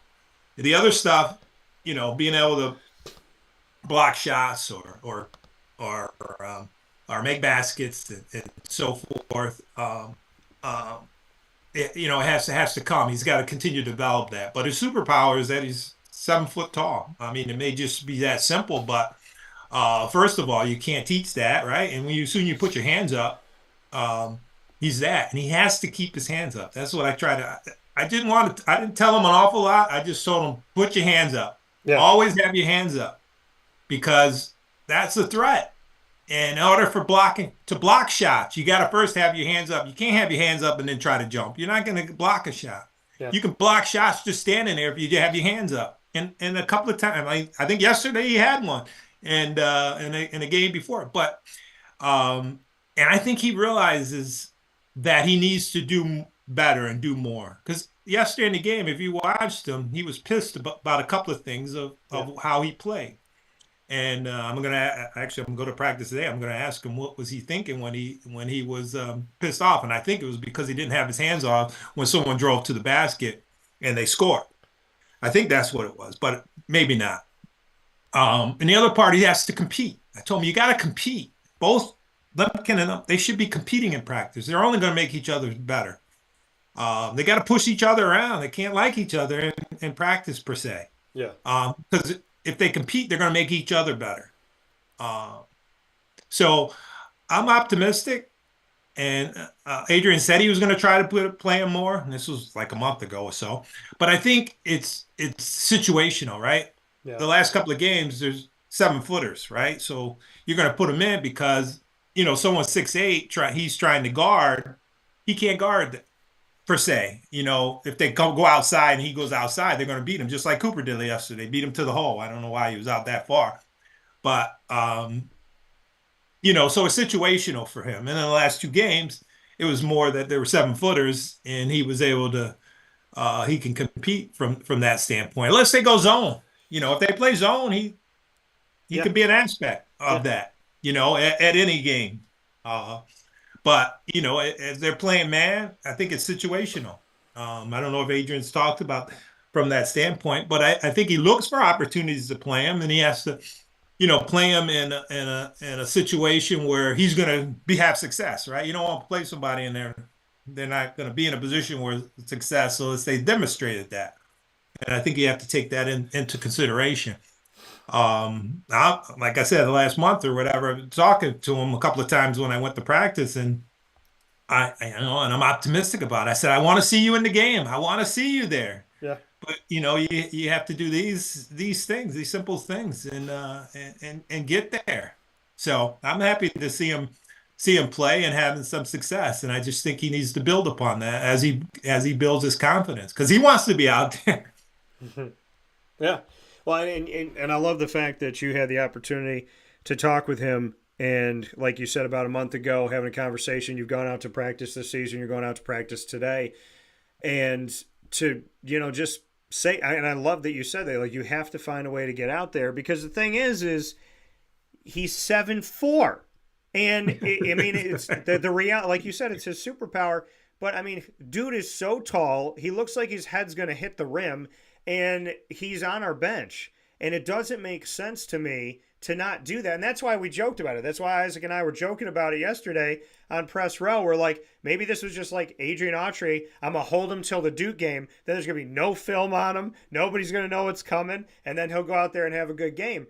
But to me, and I know you said situational, and if we're playing zone, and you look at the zone aspect of it, then he can be in there more often, because he's got to be under the basket, got to be in that one spot, and he's going to shift back and forth, but he's going to stay right around the rim. He's not going to be coming out and doing different things and whatnot. And if they're playing man and his guy's out at the 3-point line, you don't want him going out to the 3-point line. And there's a lot of guys, forwards and centers, that shoot threes now and bring the ball up the floor. So you don't want to put him in that situation, in that type of matchup. So I think it is situational, to the sense of, if they're going to play zone, then if it's a 3-2 or a 2-3 or whatever they're choosing to do, or a box and one, or a 1-3-1, however they want to do this, then Naheem be out there if they're going to play some type of a zone matchup. But I also think it shows Adrian that, the fans had not a lot of bright spots in this Duke game, and a lot of people left with a lot of time left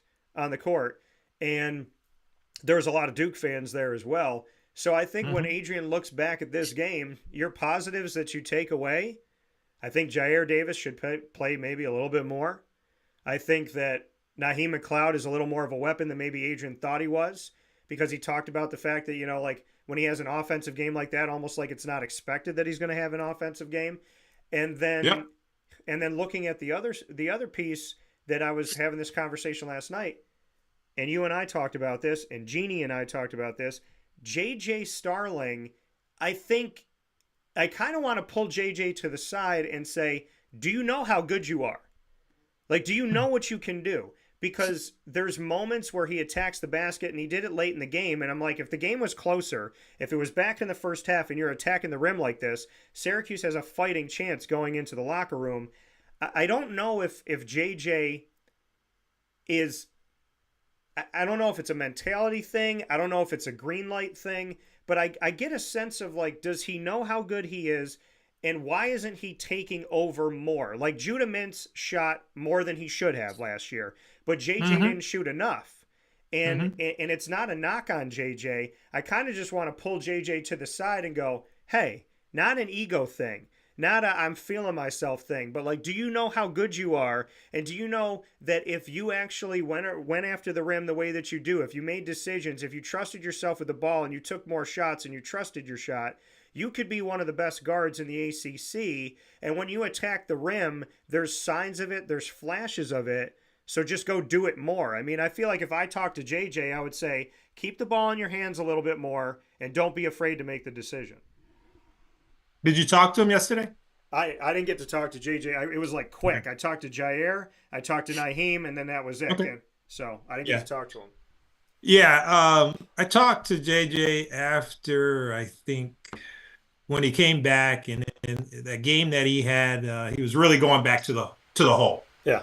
I think I talked to him that day, and just reminded him what he did before he got hurt, and then, hey, this is what we need. I didn't realize you were that quick, and continue doing that. All right, but look at it within the offense. So if you do get in trouble, who are you going to pass to? All right, don't just force it and so forth. It should be, if you're doing it enough in practice, people should know where to go if you got in trouble in this particular area, so they can be open. Then you're not just throwing up the shot, and that'll make him even more of a threat. Yeah. So what my gut feeling on what happened yesterday and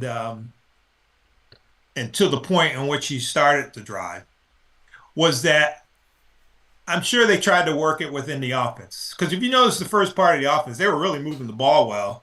They wasn't even really thinking about bang, bang, bang, and trying to make it quick like they did the previous game that they won. They have to move the ball, and they get the defense moving. You have to have the defense moving, whether it's a zone or man-to-man, because that's where mistakes will start happening when you're starting to move the ball and people are cutting and so forth. So I think that's what happened kind of the first half. Yeah. And then nothing really happened the second half. They weren't moving the ball. They were standing, dribbling, looking instead of just moving. And I hate when they're not constantly moving and setting screens and going. Their superpower and their weapon is moving the ball, just like any other offense. Is moving the ball quick, get to the spot and go and then create after reversal of the ball. And I don't think you saw that the second half, or at least I didn't see it the second half. And then DJ had, he started going the hole a little bit, but not that much. They were good defenders too. That's the other aspect. They're pretty good defenders. They're pretty good quick guys too. So that might be another aspect of that. He could do it more, and if the ball's moving instead of him trying to go 1-on-1, and you got the whole defense just standing there. Yeah. That's tough to do. You can do that penetration a lot better when the ball's moving and the reversal of the ball, because you got the defense has to adjust. So that's kind of where my take from JJ. I think you'll see it the next game. I think this game was they were trying to work as a team the first half, which I thought they did. Yeah. And try to get more people involved and so forth. And I think that's really their weapon. JJ scoring 29 may not be their weapon for success. So that's where I'm at on that. Yeah, and there's some notable numbers coming off of this game. You said that you thought Syracuse may have out-rebounded Duke. It was really close. Syracuse out-rebounded Duke 33-32. Assist-wise, Syracuse had 11 assists. Duke had 18. Duke had 12 steals. Syracuse only with 4. And you look at the turnover differentiation here. For the number 2 ranked team in the country, the Duke Blue Devils, they had 6 turnovers in 40 minutes. Syracuse, on the other hand, had 14. Neither shot well from beyond the arc. Duke was 9 of 23. Syracuse was 6 of 23 in this game. So some notable numbers on Syracuse and Duke.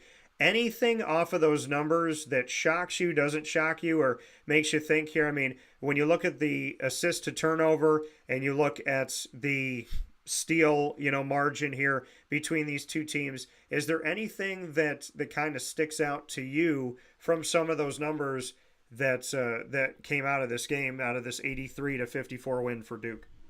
Well, the number of steals just means that there's been some carelessness. The turnovers, you dribble out of bounds and whatever is part of that as well. So the steals and the turnovers can a lot of times just be careless unless someone's traveling a lot. You know, they called all the games traveling, but that's what it jumps out to me is that they were careless with the ball, and you can trace back in the game and see where they were careless to dribbling the ball and passing the ball and throwing just careless. From that's really a number one. The other one is just shooting. Were they forcing these shots, or were they in a position where they were open, they were just missing? Yeah. And that plays from Duke's defense as well as just not shooting well. And I will say to this, if Lucas Taylor can get down that turnaround floater in the lane that kind of reminds you of Josh Pace, who was on the 2003 National Championship team, there can be something there with Lucas Taylor, so just pay attention to it. I'm going to take a step aside here on Wake Up Call with Dan Tortora inside the Great Lakes Honda City Studios. When we come back, Mr. Triche and I will talk about something that we've spoken about during this week. I had longtime collegiate football head coach on the show, Mike Houston, about the NCAA, the NJCAA, which oversees junior college, Diego Pavia, and can you become a career college student at this point now with the money that you can make and the potential time that you'll have, that you could play 6 years minimum if this goes through of collegiate athletics and get NIL money? Well, we'll talk about that with Mr. Triche right after this.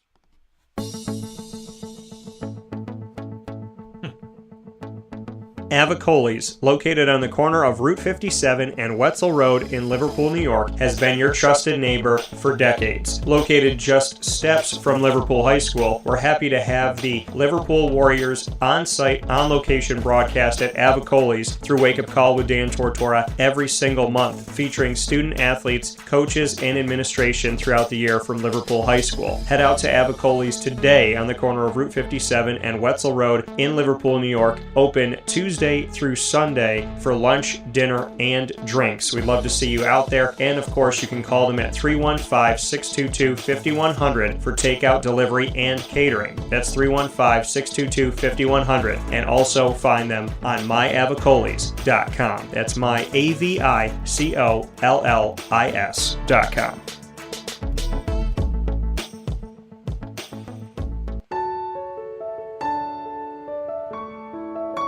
Having peace of mind when you're out of town that your furry-loving friend is safe and sound means taking them to Canine Campground, because we all know that when it comes to the love of our pets, it goes well beyond the call of duty to make sure they're safe and sound. Right, Lily? So take a ride to 242 Johnson Street in East Syracuse, New York, and see Canine Campground and where your dog will be staying, in the classic cabin, the executive cabin, the grand cabin, or of course the luxury cabin, because if you know Lily, you know she loves luxury. Now you don't have to wait to the last minute to find a family member or a friend that'll take your dog for a few days. Call Canine Campground at 315-299-4013. That's 315-299-4013. Their drop-off and pickup times are Monday through Sunday. Check K9campground.com for more information. That's the letter K, the number 9, and campground spelled with a K.com. K9campground.com. When you're going out of town, bring your dog to Canine Campground.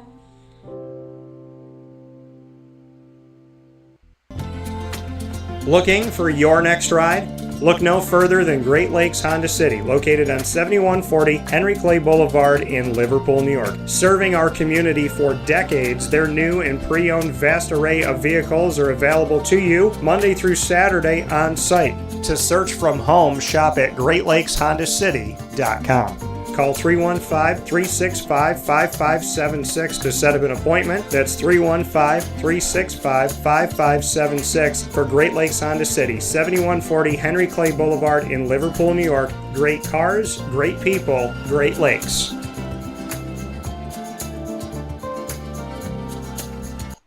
And a welcome back here to Wake Up Call with Dan Tortora, where sports truly meets that thing called life. We are inside the Great Lakes Honda City studios, and we are speaking here with Syracuse Orange Basketball alum and obviously a student-athlete alum of the collegiate world, Mr. Howard Triche. And we spent our first portion of our conversation speaking on Syracuse Duke. We will now look at the Diego Pavia situation, and this is something that kind of crossed my radar within the last couple of weeks, and then I got sent a direct article from Howard, and he was like, this is your next story. This is the next conversation. So as my unofficial producer this week, Howard was right. And taking a look at this, I mean, it is a very, very interesting conversation to be had. And we spoke about it at length going into this week with Mike Houston, and I want to continue to have this conversation. Now, the gist of the Diego Pavia lawsuit is stated as follows.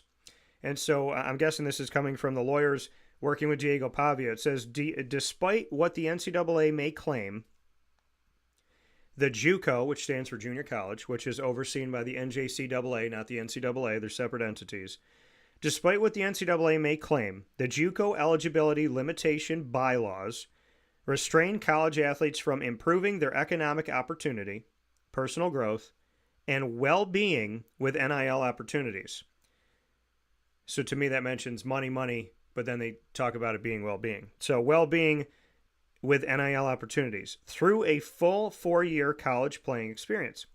A freedom afforded to all athletes who enroll at NCAA Division I members as freshmen, but not to junior college football player transfers. This restriction violates the Sherman Act because it has direct anti-competitive effects that harm college football players and consumers of college football. In essence, the JUCO eligibility limitation bylaws amount to no more than an agreement to limit the amount of time athletes may play Division I football because they have chosen to attend a non-NCAA institution prior to transferring to a Division I NCAA college. These same restrictions are not placed on athletes who choose to delay entry to a Division I NCAA college to attend prep school, serve in the military, or even to compete professionally in another sport. Before I go to you, Howard, I want to break down some of this argument. If you go to a junior college, sometimes it has to do with grades. Really talented, but you got to get your grades up. You slacked off in high school, you got to figure it out. Some people do it because they wait in recruitment. Some people do it because their name wasn't out there as much and they weren't highly recruited. So there are a bunch of diamonds in the rough at junior college, and Syracuse has been able to find a bunch of those guys in recent history for their football program. So there is talent here, but when we look at saying like, well, they're not afforded the same opportunity, they are afforded the opportunity. If you play well in high school and prep school and you get recruited, you could play Division I. But some of these guys play Division I after going to JUCO and proving themselves and or getting their grades up. So that's a piece of this argument that I kind of look at and say, well, they're not being restricted when they go to a junior college. Sometimes it's their fault why they have to go to another step before they get to the NCAA. Mentioning the fact that the restrictions aren't put on an NCAA Division I player, well, they get 4 years. So where the argument comes in is those 2 junior college years or 1 junior college year should not count against 4. So what they're essentially saying in this Diego Pavia lawsuit is you should have 5 years to play 4 is what they call it. So because you can have a redshirt year. So they're arguing that you should have 5 years to play 4 if you're a true freshman Division I player, but you should also have 5 years to play 4 if you're a junior college player, that essentially these junior college years should not be counted against student athletes, that it's almost an extension of their high school time, and that once they get to the NCAA, once they get to Division I, that's when the eligibility should start. And they're claiming that because this doesn't happen, these players don't have the same opportunities to make NIL money. I also thought it was interesting that they were talking about not allowing this to happen is detrimental to consumers of college football. That you and I, the fan, are somehow hurting if a college football student athlete goes from JUCO to NCAA and can't make as much money. I'd love to get your thoughts on this. Well, you said an awful lot. So, the take on if someone being put put at a disadvantage because they went to JUCO to Division One? Where do you want to start with this? Yeah, I mean, I guess what we could start to unpack, because I know I brought up a bunch of different points here and what was stated by this lawsuit by Diego Pavia. So I guess where we can start is in the verbiage of the beginning of this, when we hear them say the JUCO eligibility limitation bylaws restrain college athletes from improving their economic opportunity, personal growth, and well-being with NIL opportunities, stating that JUCO players should be afforded 4 years of eligibility and not have any eligibility counted that happens outside of the NCAA. I'm not sure if I read that part as far as NIL and the Pablo. I thought it was more about not playing, a certain number of years in the NCAA or not. So taking the NIL stuff out of it and just purely separating the JUCO and Division One. They just mentioned Division One. I don't know if it Division Two. People are they getting NIL? I would imagine any school can give up money. I mean, I don't think it's just restricted to Division One. I would imagine, but obviously Division One is the pinnacle, is where the schools have the money to give the players because they're more talented. Yeah. So if you look at, and you were talking about prep school. So prep school already, I mean, the guys are typically, if you have the grades or you want to play a little bit step up of basketball, you go to prep school. Yeah. And I'm not sure exactly from the prep school standpoint, are you already past the senior? And I believe so. Sometimes they're already past the senior and maybe your 13th year. So if you look at a JUCO in a sense of that, maybe it should just be 1 year that you have that same eligibility from a prep school. I think you may see some of this. I don't know if you're going to see some of this. People just go to JUCO and not to a prep school. If it's cannibalizing the prep school. And I think each individual case may be taken with its own merit, but now it's opened up a can of worms. So I think you're gonna end up seeing it once something like this starts.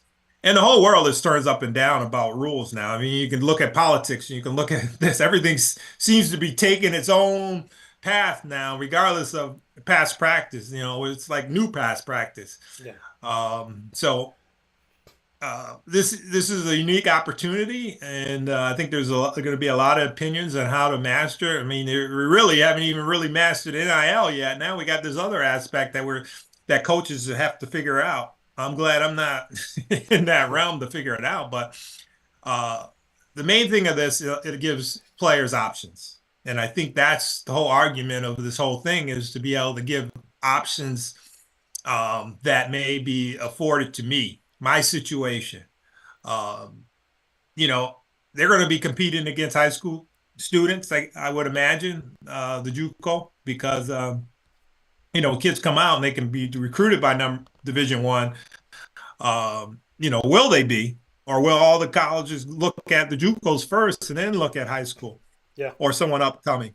I mean, if you're really good, you're going to go Division One, because you may only be looking at going 1 year and then going to the pros, or 2 years and going to pro. So those are going to be situations for families and decisions that they'll have to make. One thing I didn't realize a long time ago was that there's different classes of JUCO. I didn't realize there was Division One JUCOs until my nephew went to one in Florida. So that's another aspect that you're able to develop the players, right? You're not just playing against what you would think JUCO, kids are either weren't good enough to play Division III and they went to the JUCO, or from their grade standpoint, either a mix of the two. But yeah, you got Division I JUCOs, and they're really good players that are going there that just couldn't make the grade. So the competition's there. So they're going to develop and have an opportunity from an academic standpoint to go to a higher level of learning, a 4-year school. And what I am excited mostly about this is that it gives kids an opportunity to get a master's and maybe a PhD if you're going to school for 6 years, that's incredible. I always thought that the school should pay for my master's or any other school master's after they finish. I think that should just have been a no-brainer of benefit, but I'm sure the NCAA had something against that. But you're graduated, so they should be able to give you that. They not necessarily can promise it, but they should have been able to award that to you. But anyways, I digress from that standpoint. But again, it gives players options. It gives, from an academic standpoint, it's great. It's what everybody talks about. Oh, they need to get their degree. No, this gives everyone an opportunity. If you can't get a degree in 6 years, maybe you shouldn't have been in school anyways. So that's my kind of take on this. Well, I mean, to me, looking at, I get it, and it states directly in this lawsuit, Bo Nix and Dylan Gabriel, and the fact that they not only were on teams for 5 years, but they started for 5 years at quarterback. Now, here's the thing, though. COVID played a role in this. Now, Diego Pavia, being in junior college, COVID was not granted this extra time. I'm going to say this as a big picture umbrella thing, and it may make you laugh, Howard, but I also think that we have to take a good hard look at it. COVID messed up a lot of things in athletics. And what COVID did, I mean, think about it. When COVID happened, California passed their state law for name, image, and likeness, which forced the rest of the country to do it, whether the states were ready or not. And if I'm correct in what I was doing research-wise, when the NCAA told all 50 states, you have to do NIL, which I don't know if that's legal. I don't know if the NCAA can act as the national government and force state laws to all meet a certain requirement when each state has a decision if they want to be a part of it or not. In those cases, that's one thing that I have not seen in court. And the other thing that I haven't, that I look to is I say to myself, at that point where California did what they did, there was 41 states that did not have legislation or were in agreement, and there were 9 states, including California, that were somewhat prepared for NIL. So when this thing was forced to go through, less than a quarter of the country was ready for it. So that's something to look at, and the forcing to do it was looked at. But that happens during COVID. The transfer portal, which existed for other sports, became this football and basketball free agency during COVID. The eligibility COVID year, if you were at a school enrolled as a student athlete in 2020 for a 2020 season or 2020 to 2021, or you're in there in 2020, you play a spring sport, whatever it may be, if you were on campus, if you were a part of the school in 2020, you were granted a bonus year. So COVID essentially changed eligibility. It changed with name, image, and likeness. It changed with the transfer portal. You can argue that if we didn't have a pandemic, we might still have some sense of collegiate athletics right now. So my question to you, Howard, of looking at all of this, was the pandemic in its own weird way a perfect opportunity for people to make big decisions without having a lot of pushback? Because everybody's at home, everybody's worried, nobody knows what's going on.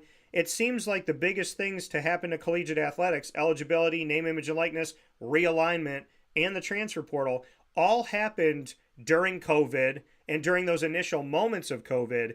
Was this like a perfect opportunity to essentially push legislation through while people were kind of looking at something else? Kind of that look at the kitty, where it's like, let's keep your attention over here and we're going to be working all this wild stuff. Because it makes me stop and think, if we didn't have a pandemic, if we didn't have a world in crisis, and if we didn't have our focus on so many other things, would any of this stuff have passed so freely in collegiate athletics?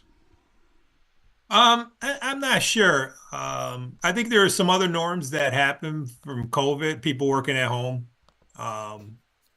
delivery, Grubhub, all that kind of stuff becomes a norm, and people saw a business advantage of this. Did a business advantage come out of this? Yeah. I think the portal was kind of there already, I believe, or early stages of it prior to COVID, right? It was there, but it wasn't it wasn't as freely.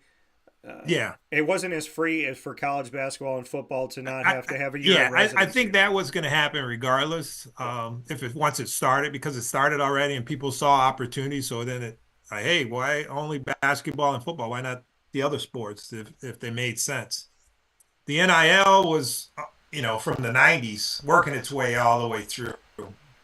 And I don't know what, was predicated to it exploding to where it is. I think people had to embrace it.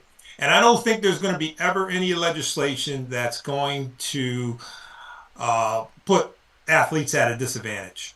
So I don't think any of this stuff will be taken away, whether it's states or whatever. I think you saw there was a lot of panic of states pushing this legislation through so they could be consistent throughout and not put players at a disadvantage, because you don't want to be the state that you see those kinds of lawsuits come up, and obviously the other states have precedents on this, so it'll come out. So NIL is probably here to stay. Yeah, you may see different versions and so forth.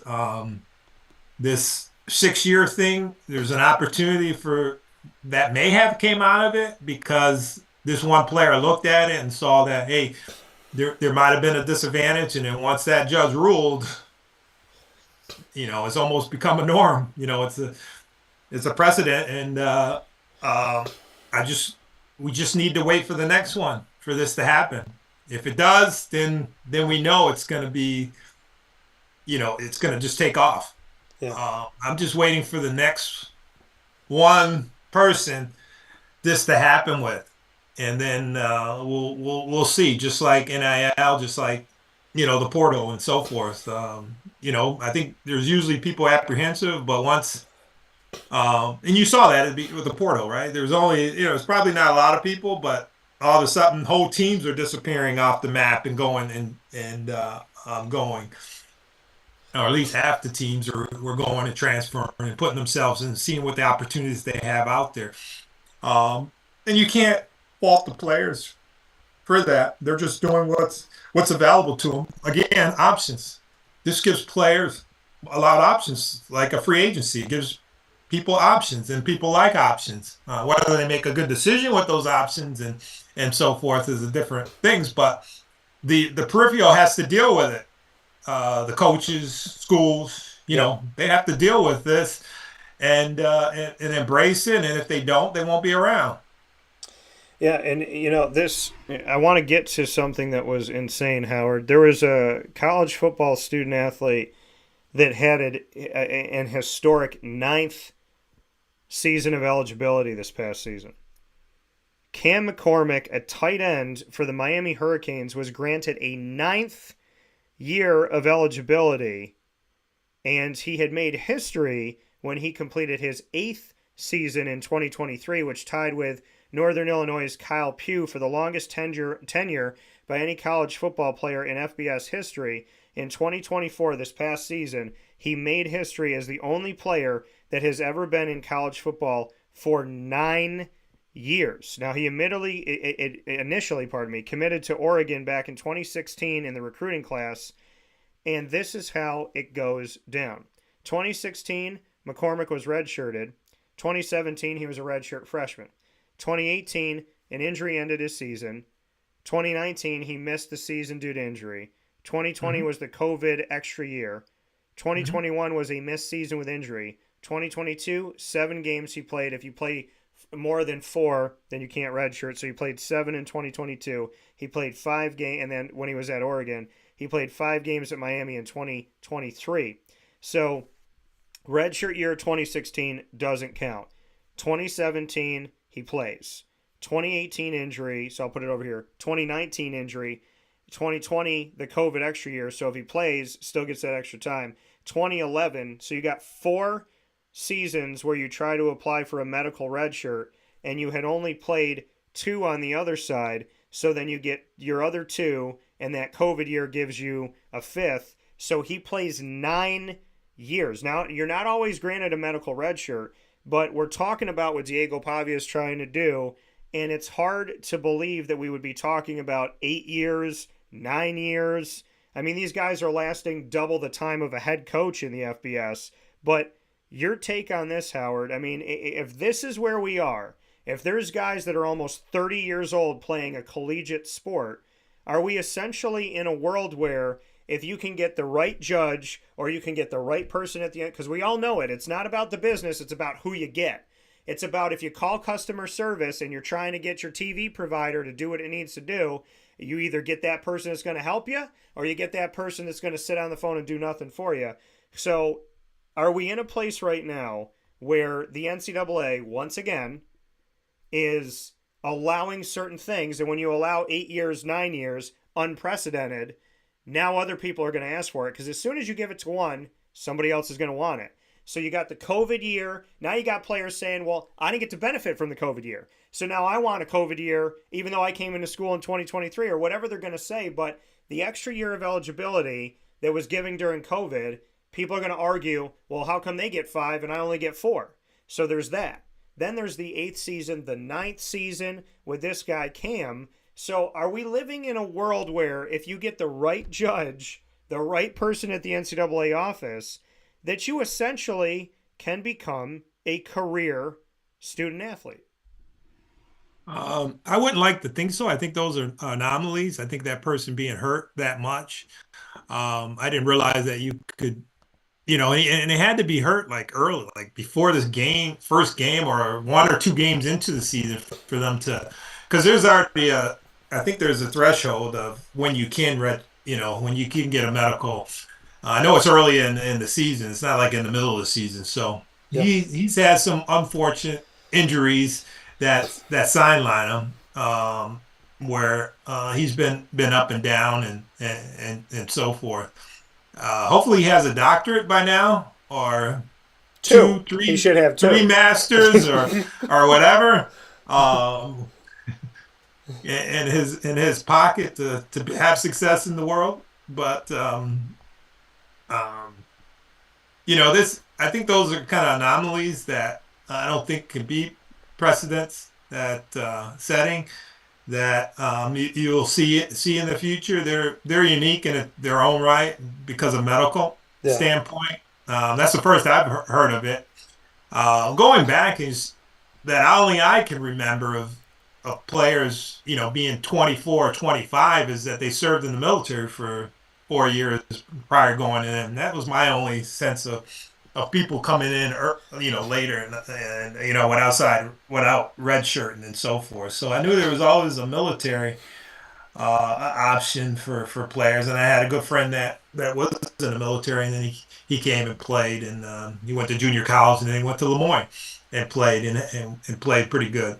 Actually, I played high school basketball with. So that's the only case that I remember that's probably still out there. But things seem to be evolving, and people are getting creative in how they can do things. So maybe none of this stuff is over, and there might be more to come. Yeah, the gist of Diego Pavia is he and stated in this lawsuit is they're saying that he could lose money. If you don't let this guy have more eligibility, he could lose $1 million in name, image, and likeness. So it's coming down to the money. They talk about the well-being of the money and whatnot. But, Howard, if this happens, now keep in mind, Judge Campbell, who's overseeing this case, provided an injunction. So there's been no ruling on the case. The case is still pending. Right. But he provided an injunction because by the time this case is decided upon for or against Diego Pavia, it would have affected him negatively if they didn't allow him to prepare for the season. So he is allowed to prepare for the season. He's allowed to seek name, image, and likeness money. He's also allowed to transfer. And so the crazy thing about this is he goes from a junior college, the New Mexico Military Institute, 2 years. Then he goes 2 years New Mexico State.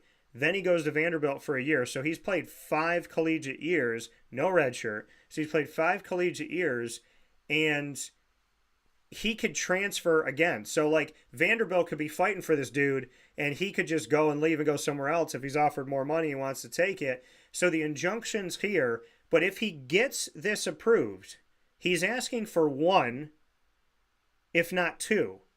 So he's asking for his junior college years back. He's already played 3 years collegiately. Now, the whole thing I understood about redshirt, Howard, is if you use it, fine. If you don't use it, you lose it. You can't go to the NCAA and go, well, I played 4 seasons and I didn't use a redshirt, so I'm going to give myself a 5th year. Right.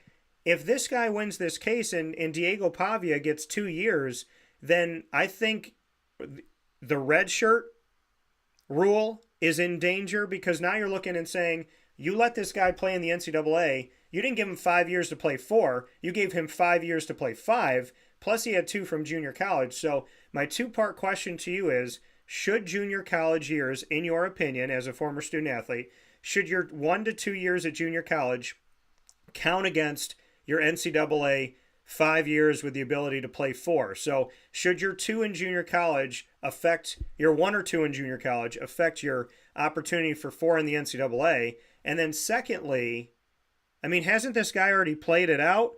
I mean, if they give him 2 more years, then I would imagine that there is going to be an upheaval and an asking by collegiate institutions to get rid of the redshirt rule. Yeah, I'm going to talk my way through this. Okay. So, and I'm going to refer back to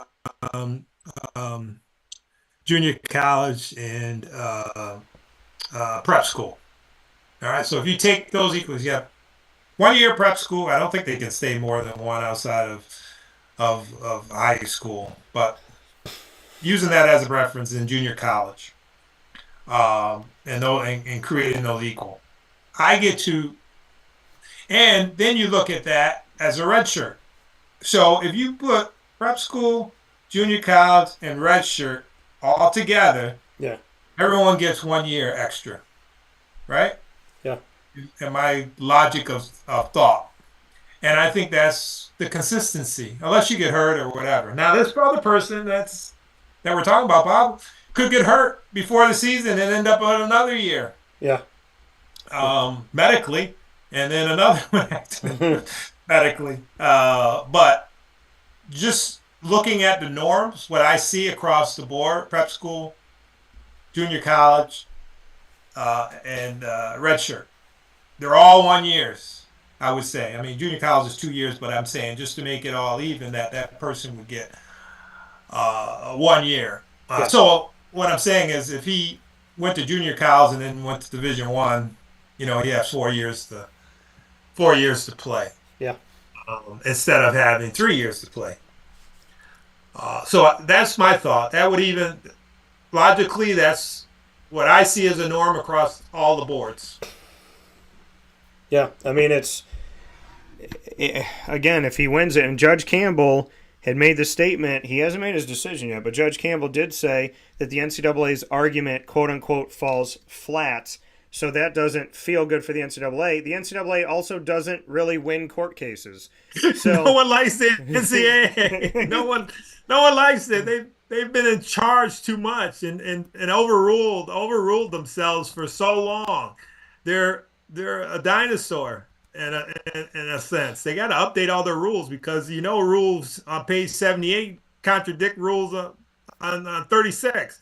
So they can even advantage, maybe less as a disadvantage, and they couldn't practice basketball. But I still look at that, and I think a lot of people look at that as archaic, and it should not have. Even when I played, should have been the case. You couldn't work during the season. And I think. Only 10, 12 years ago, you could work during the season from that standpoint. So they put athletes at a disadvantage for an awful long time. I'm trying to think now, what's an advantage of, other than the NCAA tournament, what's an advantage of the eligibility? I don't know. I mean, I don't know what's a positive from the rules. They protect the universities mainly. I don't see how I'm trying to think of a rule that helps a student athlete make sure that they are, stay in school or whatever. I can't think of right now. I'm sure there might be somewhere in their rules, but they put athletes at a disadvantage. And this final note, it's inside of the lawsuit. This restriction violates the Sherman Act because it has direct anti-competitive effects that harm college football players and consumers of college football. I read that before. So then people say, well, Dan, what the heck is the Sherman Antitrust Act? Why do I need to know what this is? If it's being quoted here, that's got to be important. Well, the Sherman Antitrust Act refers to a landmark United States law that banned businesses from colluding or merging to form a monopoly. Passed in 1890, the law prevented these groups from dictating, controlling, and manipulating prices in a particular market. The act aimed to promote economic fairness and competitiveness while regulating interstate commerce.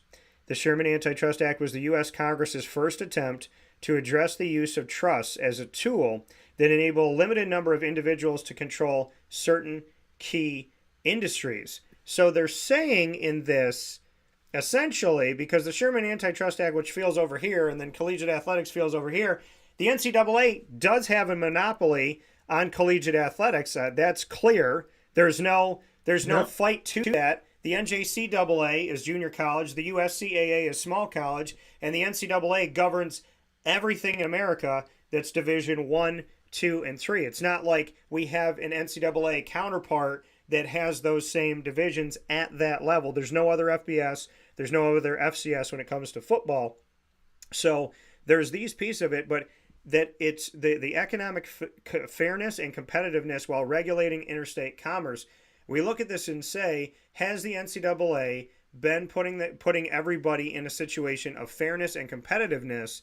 And the argument by a junior college is saying, well, if I go to a prep school, I'm not hurt. If I go to a red shirt, if I'm at a school and I redshirt as a freshman or I redshirt at some point, I'm not hurt, as Howard said. But if I go to a junior college where I spend an extra year or two like I would at a prep school or like I would at an NCAA school sitting, why am I being punished? So from the outside looking in, you're saying, well, if you play JUCO and you play NCAA, you could play up to 6 years. That's not fair, because if you go straight to the NCAA, you can only play 4. But then the junior college person is saying, yeah, but if I went to prep school and had a 13th year of high school, I can play 4 years. And if I go to the NCAA and I sit out a year or I get injured, I could still end up being there for 6 years.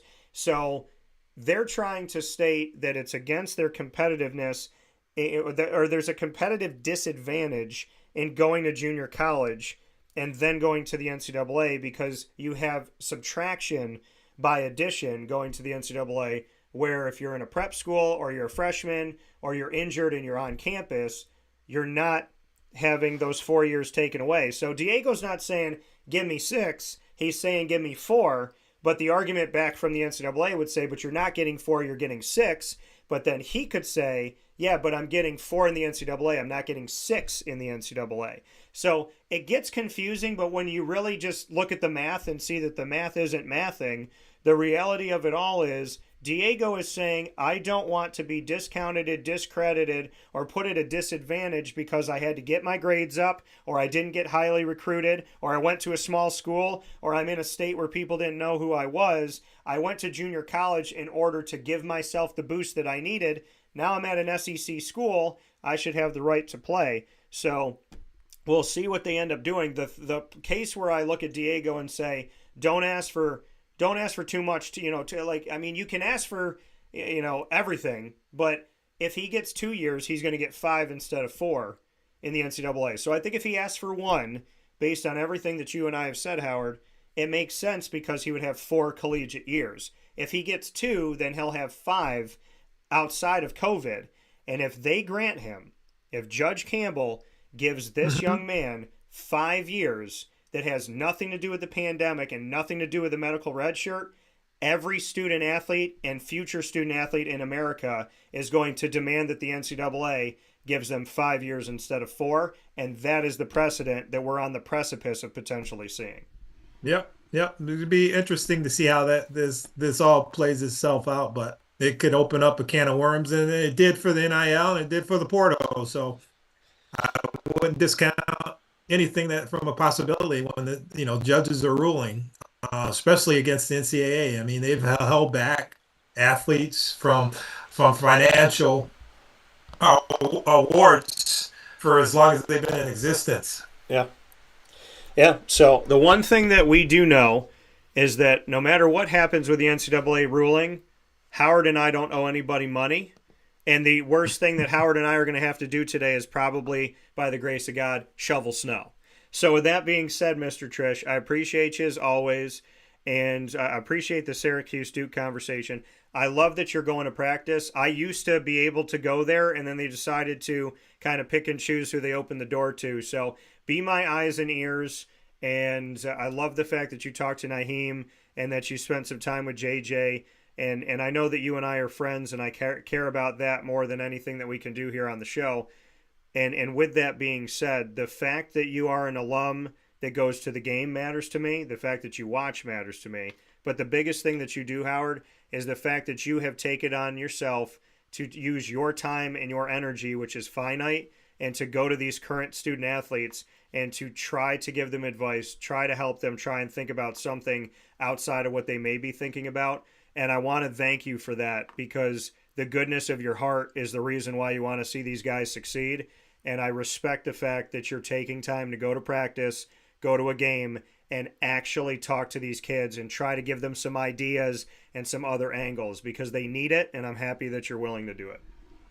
Well, thanks, Dan. But, none of us stand alone. We always are standing on the shoulders of the people that came before us. So the former athletes to come to our practice and talk to us and so forth. So I think it's a duty that we share and what we see, because we should be able to relate to those players being in the same position and an opportunity, and not just think about it, but be able to say, hey, what are you thinking about? What are what are you going through, from on campus standpoint, and first academically, and then basketball, because it all ties in together, and we want all our Orangemen to succeed.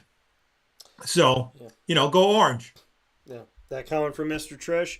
Howard, as always, I appreciate you, and go easy on Gene when you're sitting there. Okay. I'll be asleep, so he's gonna hit me up. I look forward to talking with you. Nah, just joking. No, I know. I appreciate talking with you as always, and my best to you and the family. All right, take care, Dan. Thanks. Take care, Howard. See you.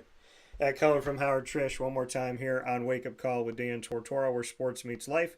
We'll take our final step aside here on the broadcast and wrap up Wake Up Call right after this. Carvel DeWitt, it's what happy tastes like. Do you know why? Because we make ice cream. Creamy, rich, flavorful ice cream. Not yogurt or iced milk like some of our competitors. Ice cream.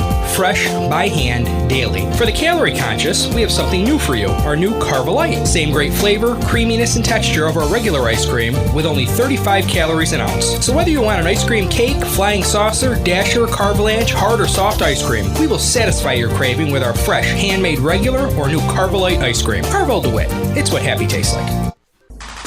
The Wildcat Sports Pub in Camillus, New York is located on 3680 Milton Avenue in the Home Depot Plaza. It is your family-friendly sports bar and restaurant. Folks, some sports bars aren't family-friendly. Some family-friendly restaurants are not sports bars. The Wildcat Sports Pub in Camillus, New York is proud to be both. It is that marriage that you've been looking for years. The Wildcat Sports Pub is your home base for your sports bar and restaurant needs, games for the kids, indoor and outdoor activities, and enough things on the menu to come back every single week and get to try something new. They're open Sundays from noon to 8 p.m., Monday through Wednesday, 11 a.m. to 11 p.m., and Thursday through Saturday from 11 a.m. to midnight. For reservations and party information, call 315-487-2222 for the Wildcat family-friendly sports pub and restaurant.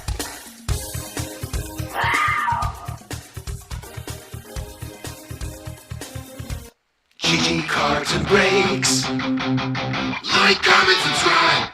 GG Cards and Breaks, coming to you on 639 Delmar Place in Syracuse, New York, is your one-stop sports card and trading card shop. Head to GG Cards and Breaks Tuesday through Saturday from 10 a.m. to 6 p.m. and on Sundays from 10 to 5, and you will find hockey, basketball, baseball, football, soccer, Disney Lorcana, Yu-Gi-Oh!, Magic the Gathering, and Pokemon cards while supplies last. You could find graded cards. You could find one-of-one cards, rare cards, autograph cards, numbered cards, RPAs, rookie patch autos, as well as so much more, including packs and boxes where you have no idea what's going to be in them. And I can tell you this, GG Cards and Breaks has had some amazing inventory. The things that I've pulled from boxes and packs at GG Cards and Breaks has been incredible. I've pulled cards that were upwards of $500, $300, $1,000 at the time that I pulled them. So GG Cards and Breaks, and I got to shout out Anthony Campbell because that dude's got the magic touch. And that's been going and going. He would just pick a box, magic touch. Pick another one, magic. It didn't matter if he was opening it, somebody else was opening it. Dude's got a streak, and so you definitely got to go into GG Cards and Breaks. And if Anthony is there, let him pick your box or your pack that you're going to be getting. Head out there today and stay a big kid. 639 Delmar Place in Syracuse, New York. GG Cards and Breaks open right off of Teal Ave, Tuesday through Saturday from 10 to 6, and on Sundays from 10 to 5. With that being said, here on Wake Up Call with Dan Tortora, I thank you for being here with me this morning. I want to thank Papa Joe and Howard Triche. So many great things to talk about, unpacking this information, and it is. I mean, the NCAA is in a place right now, and I cannot understate that I sat in this studio when it was different, and it was turned this way, and I was sitting here up against the wall, and I believe I was sitting like this, right here, up against the wall, when I said, if the NCAA continues to do what they're doing the way that they're doing it, 5 to 10 years from now, they will either cease to exist, or if they do exist, they'll look vastly different than what we remember them to be. That was about 7 years ago that I said that. So I made the prediction, said 5 to 10 years from the moment that I made it.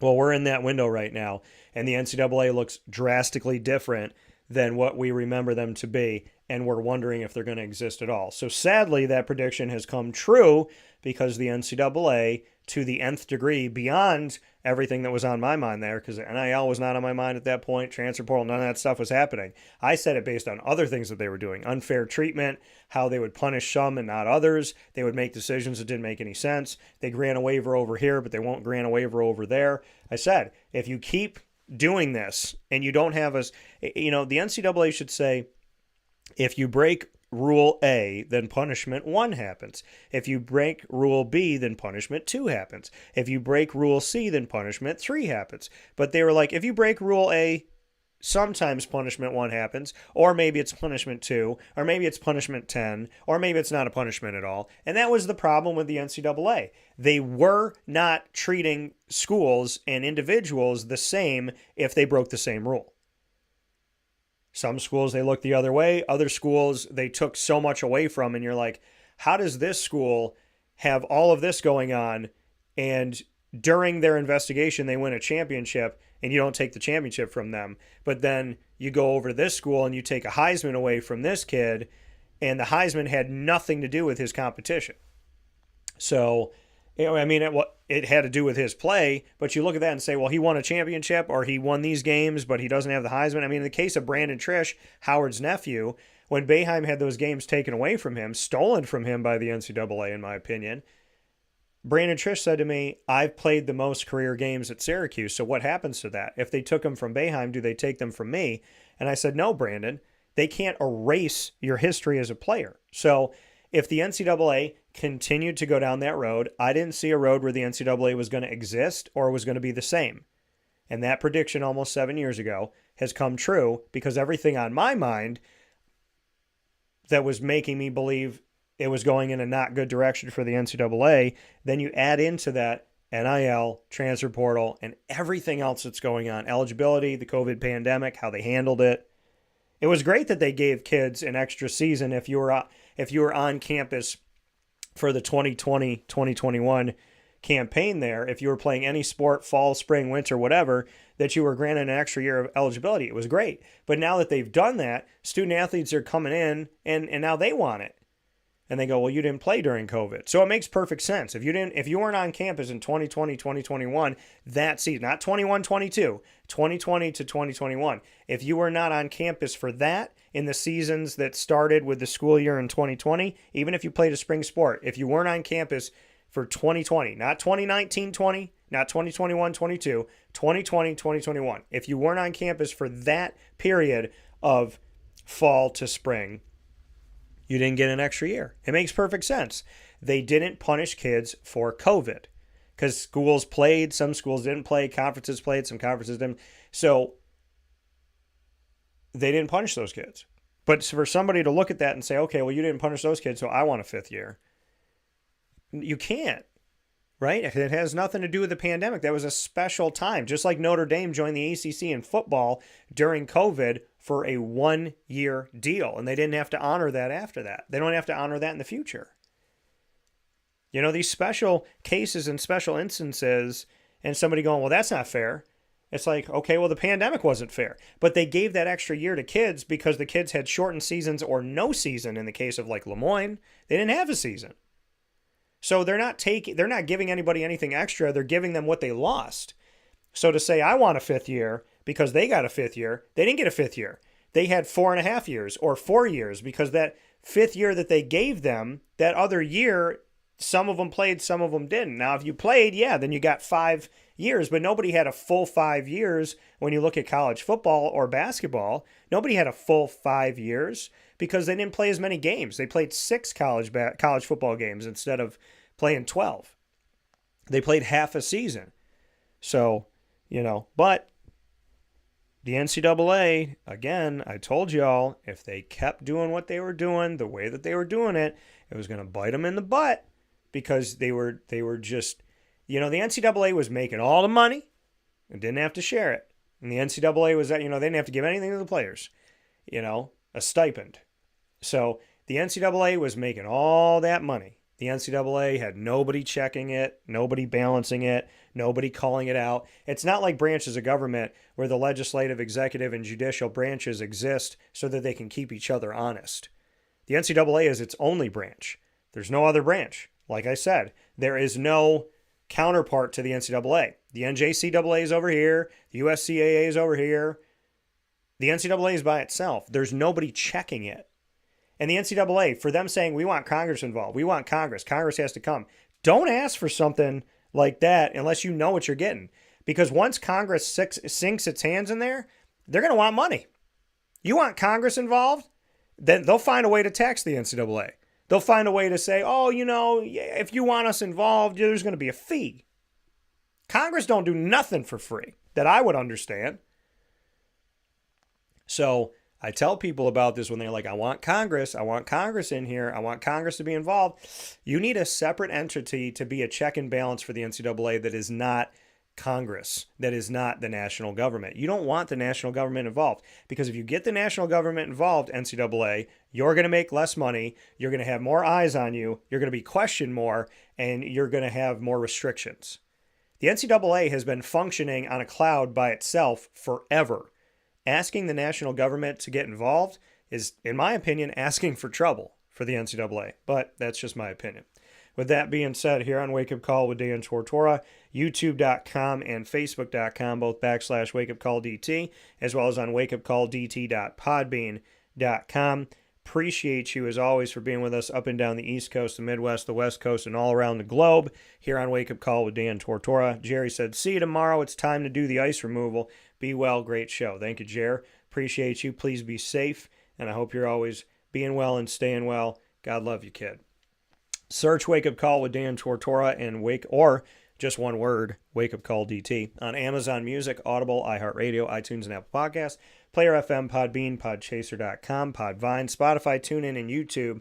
All you got to do is go to any one of these outlets and search Wake Up Call with Dan Tortora or one word, Wake Up Call DT. Find us, subscribe, follow. It's free.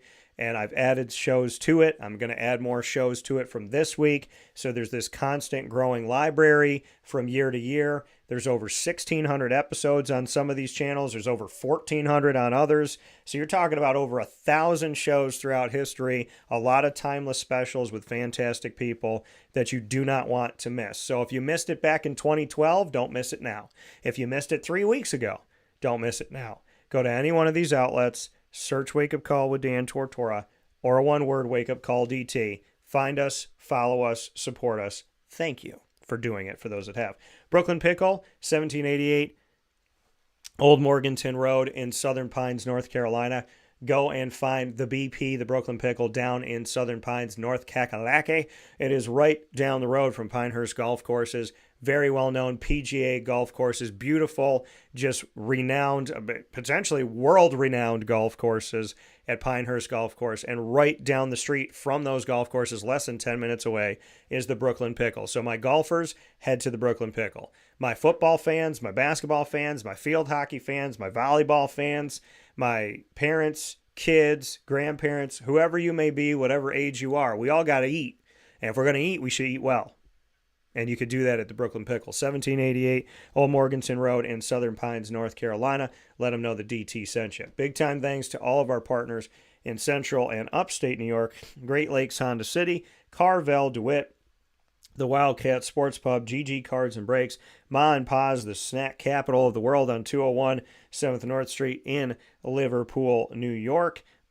Avicoli's, Canine Camp Dog Daycare, Mother's Cupboard, Canine Campground Dog Boarding, Chick-fil-A Cicero, Pizza Man, Brian's Landing, and we proudly have an exclusive multimedia marketing partnership with your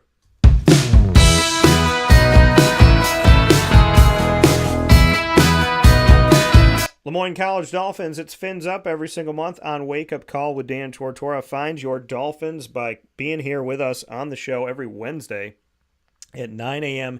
Eastern Time. You will find student athletes, coaches, administration, future Dolphins, and alumni, including President Dr. Linda Lemura and the new leader of athletics, the Assistant VP for Athletics and Campus Recreation, Phil Brown, all here on Wake Up Call. Our ever-growing library of specials with the Dolphins are on youtube.com/wakeupcalldt. Click subscribe, hit the notification bell, and find our Lemoyne playlist. You can also find the Dolphins by going to wakeupcalldt.com's homepage and underneath the exclusive partners tab. For more information, go to lemoynedolphins.com and Fins Up.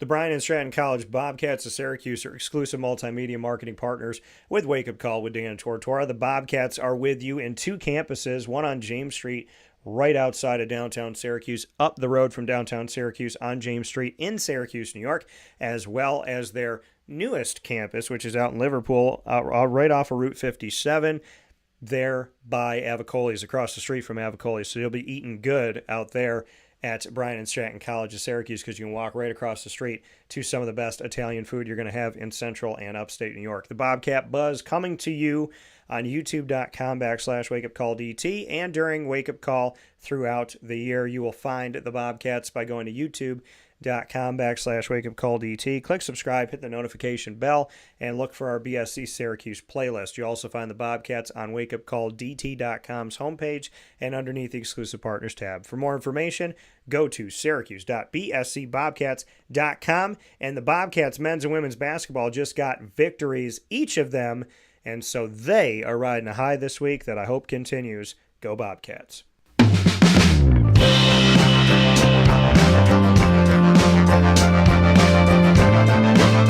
The Binghamton University Bearcats are exclusive multimedia marketing partners with Wake Up Call with Dan Tortora. Find your Bearcats every single Tuesday during Bearcat Time at 10 a.m. Eastern Time. Student athletes, coaches, and administration from the vast collection of Bearcat programs at Binghamton University, right there in the southern tier of upstate New York. Never want to miss out on any of these specials with your Bearcats, Tuesdays at 10 a.m. Eastern Time. And our ever-growing library of Bearcat content is on youtube.com/wakeupcalldt. Click subscribe, hit the notification bell, and find our Binghamton playlist.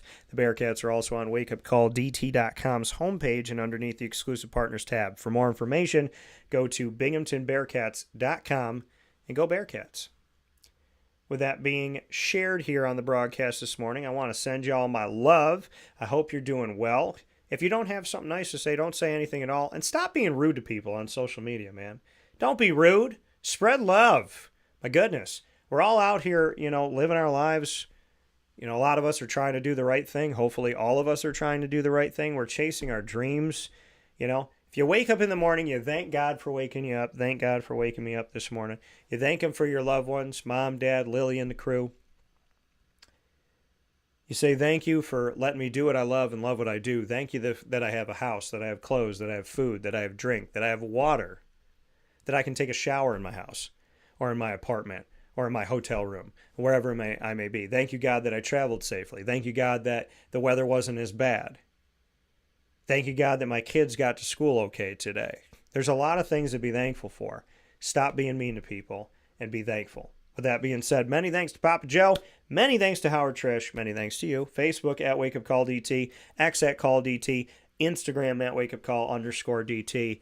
And as we always say here on Wake Up Call with Dan Tortora inside of the Great Lakes Honda City Studios, God bless, no stress, and your best. Talk soon.